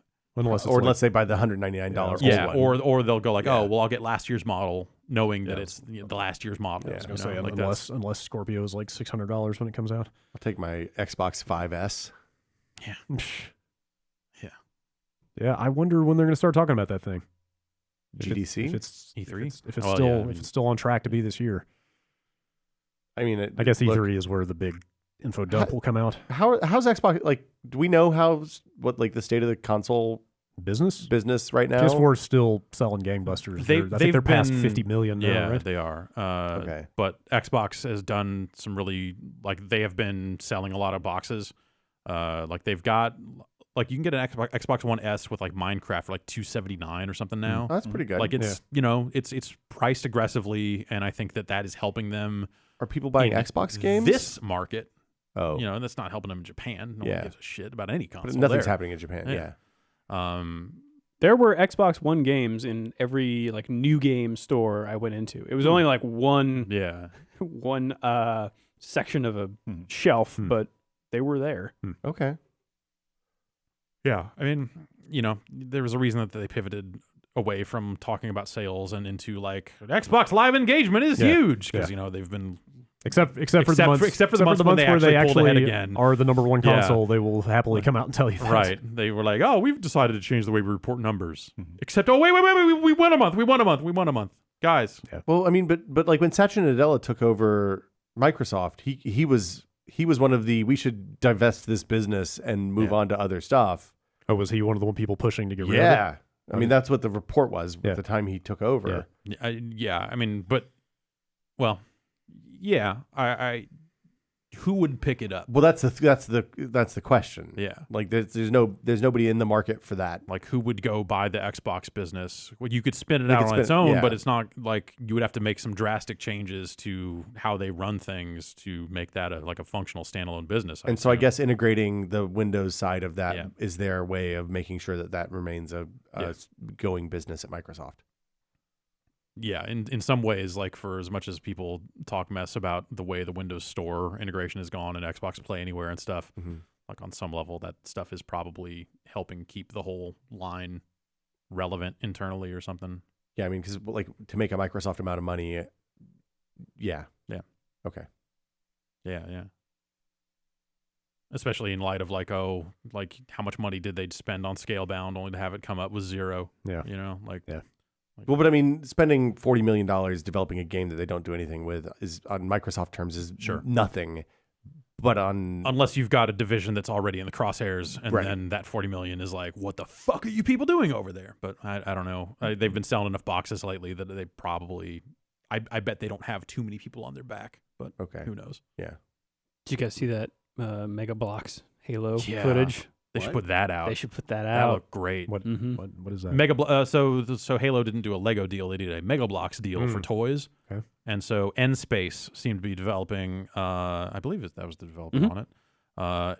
A Halo game with like a like Lego Mega Halo? Blocks, like more or less a Lego Halo, but Mega Blocks instead of Lego. That sounds cool. And Maybe that's the looked Halo like- game this year. Yeah, it looked like a third-person. So you could see the sweet ass fucking Master Chief. It looks so damn good. Oh, that sounds great. And it was 360, right? I don't know. Oh wait, was this a project that was started and canceled? So this leaked Okay. out as something Okay. that got canned. Okay. But man, it looks good. Huh. I have to pull that footage up. I don't remember seeing It looks that. really nice. Just so charming, so charming. I could see Halo fitting into a Lego type presentation. Like turning anything Yeah. into blocks makes it better, right? Yeah, I think Typically, so. yeah. But like Mega Blocks would work because like Lego doesn't. Lego apparently does not want to have anything to do with an M-rated property, even if you're toning it down. So Oh, that's why that Lego Mortal Kombat shit that you see and go, man, fuck, like it's not gonna happen. When they don't do guns either, except for Star Wars. Well, yeah, I guess, yeah. But Star Wars has like that's what I was thinking. Is like I wonder if they would ever do like a Lego Halo, but then Star Wars totally has guns. Lego makes a fuck ton of money off Star Wars, Yeah. so they do They guns bend it. with Star Wars. Yeah. But They're laser guns. yeah, What about Indiana Jones? he doesn't have a gun; he has a whip. It's true. In the Lego games. Okay, I was gonna say Yeah. I saw those movies. No, I know, but He like, shot through 3 Nazis with one shot. Yeah, it was because he had the flu. it happens. Last email comes in from Jake in Chattanooga, Tennessee. On last week's Bombcast, you talked about standing to the side to avoid the automatic flushing sensors. In my office, there's a guy who brings a Post-it note with him and sticks it over the sensor before he does his dark business. OPSEC.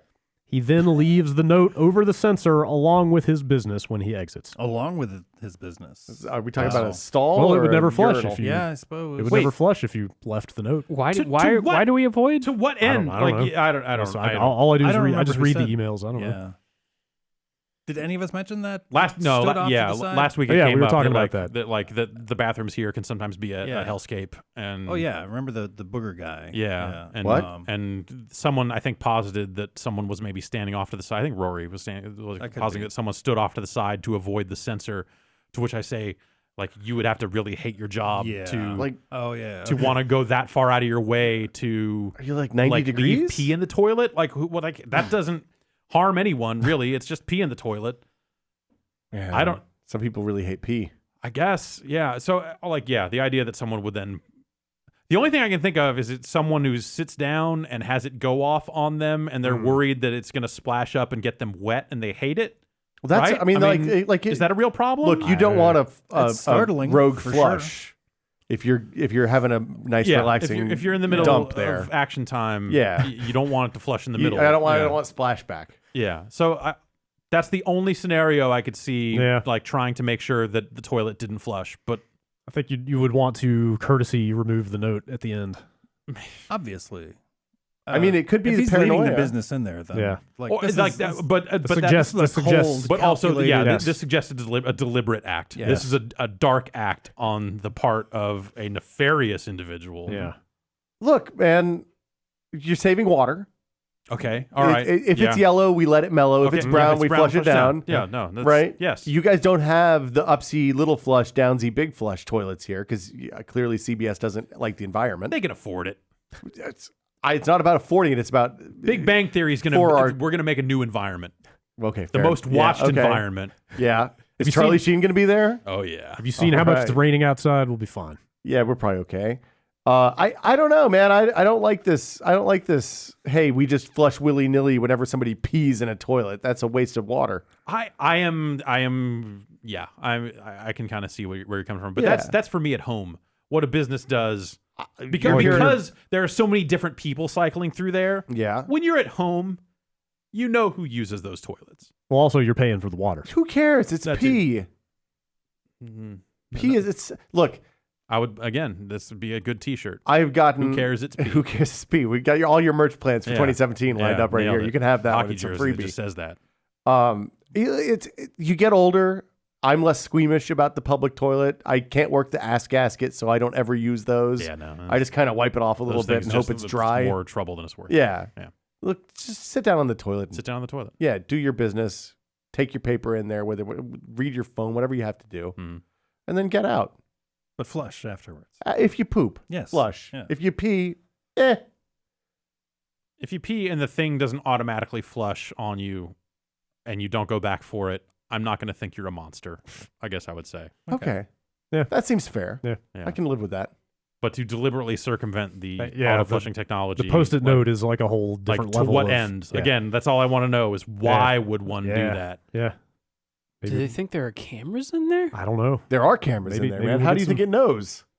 Oh, what is it? It's like infrared or something, right? Sure. Fucking NSA, man, watching you yeah. pee. Yeah, shit. I didn't think about that. Got pee vision. Saying there's internet running into that toilet? I mean, look, Ooh. everything's a mesh network now. It's all no. it's all connected. That's no good. Mhm. You got your they're collecting information so that they can hold us to account. I don't know if Keep you've us ever in heard line. anyone talk about the internet, but sometimes they refer to it as having pipes. You know what else Mm. has pipes? Toilets. Pipes. I'm just fucking making the connections here. You draw your own conclusions. I don't know how far this rabbit hole goes. You don't want to know. I'm No. just talking. Okay. It's all the way to the sea, man. All right. See, man. Sea, man. He's behind it. Ugh, I knew it. Leonard Nimoy is pulling these strings. All right. Maybe we'll get some more insight into the motivations next week. Put the black tape over that thing for safety. Yeah. Okay. Just like Zuckerberg. okay. Just like the Pope. Yeah. I just unplugged my webcam. That works too. Mine's stuck But in yeah, the if you thing. got a laptop, It's in a you gotta laptop. do You what you kind gotta of. do. Yeah. Yep. Just break it Okay. Yeah. and then use an external webcam in the cases where you need to use one. Just break the internal webcam. It's perfect. It's the only way to be sure. Yeah. All right. Bombcast@giantbomb.com. That's where you send the emails. It's going to do it for this week as we get out of here and try not to get swept away. Oh yeah. A lot of The- water. yeah, torrential downpour. I was a mile away from flooded out roads and evacuations and stuff. Like it was. Wait, what's happening over here? It's raining. It's raining. Oh, Storming. God. Wait, how long Storming have- real bad. How long have you been back? I got back Sunday. Did Okay. you not notice the 60-mile-an-hour winds? Saturday and was 4 I inches think of rain. Saturday was when it was the worst, right? And through this week, it's supposed to be pretty bad. Yeah. Sunday was bad. Yeah. Okay. The road mudslid over coming into Yeah. out of Pacifica. We couldn't get out yesterday. I would say it was nice and rainy on Sunday. Yeah, it was just stayed inside and watched it was Black just Mirror all rainy. day. It was just rainy on Sunday. Like Saturday, it was like record-setting wind speeds and stuff like that. Monday That was a around little up in my blustery. parts, it Sunday. had let up mostly. So Monday was actually a relatively dry day until like the evening, and now Yeah. now it's back on again. Like Yeah. the drive-in this morning was a shit show. Sunday night where I am by the ocean was bad. Like it was windy enough. That I think you 10-foot got fence what over. caused us to flood Yeah. like the day after we had it. Yeah. So you're welcome. Thanks. Yeah. I was out digging trenches with a fever Oh. on Sunday morning, so that was great. Way to be. I was looking at photos of an old restaurant that had flooded, and there were just like refrigerators in the street. Wow. That's good. Yeah. Huh. I didn't know refrigerators would float. They're They're in full of air. It's like a boat. Airtight and full of air. Yeah. I guess Yeah. that makes sense. It just saves you from nuclear bombs too. Yeah. Let's ride that thing to safety. Yeah. Mhm. All right. Thanks for being here, Will. Sure thing. Thanks for It's having me, always, guys. Yeah. always fun to thanks for have you coming in through. here. We'll look forward to the next time you're able to swing by. Okay. Thanks. And we'll be back next week with another edition of the Giant Bombcast.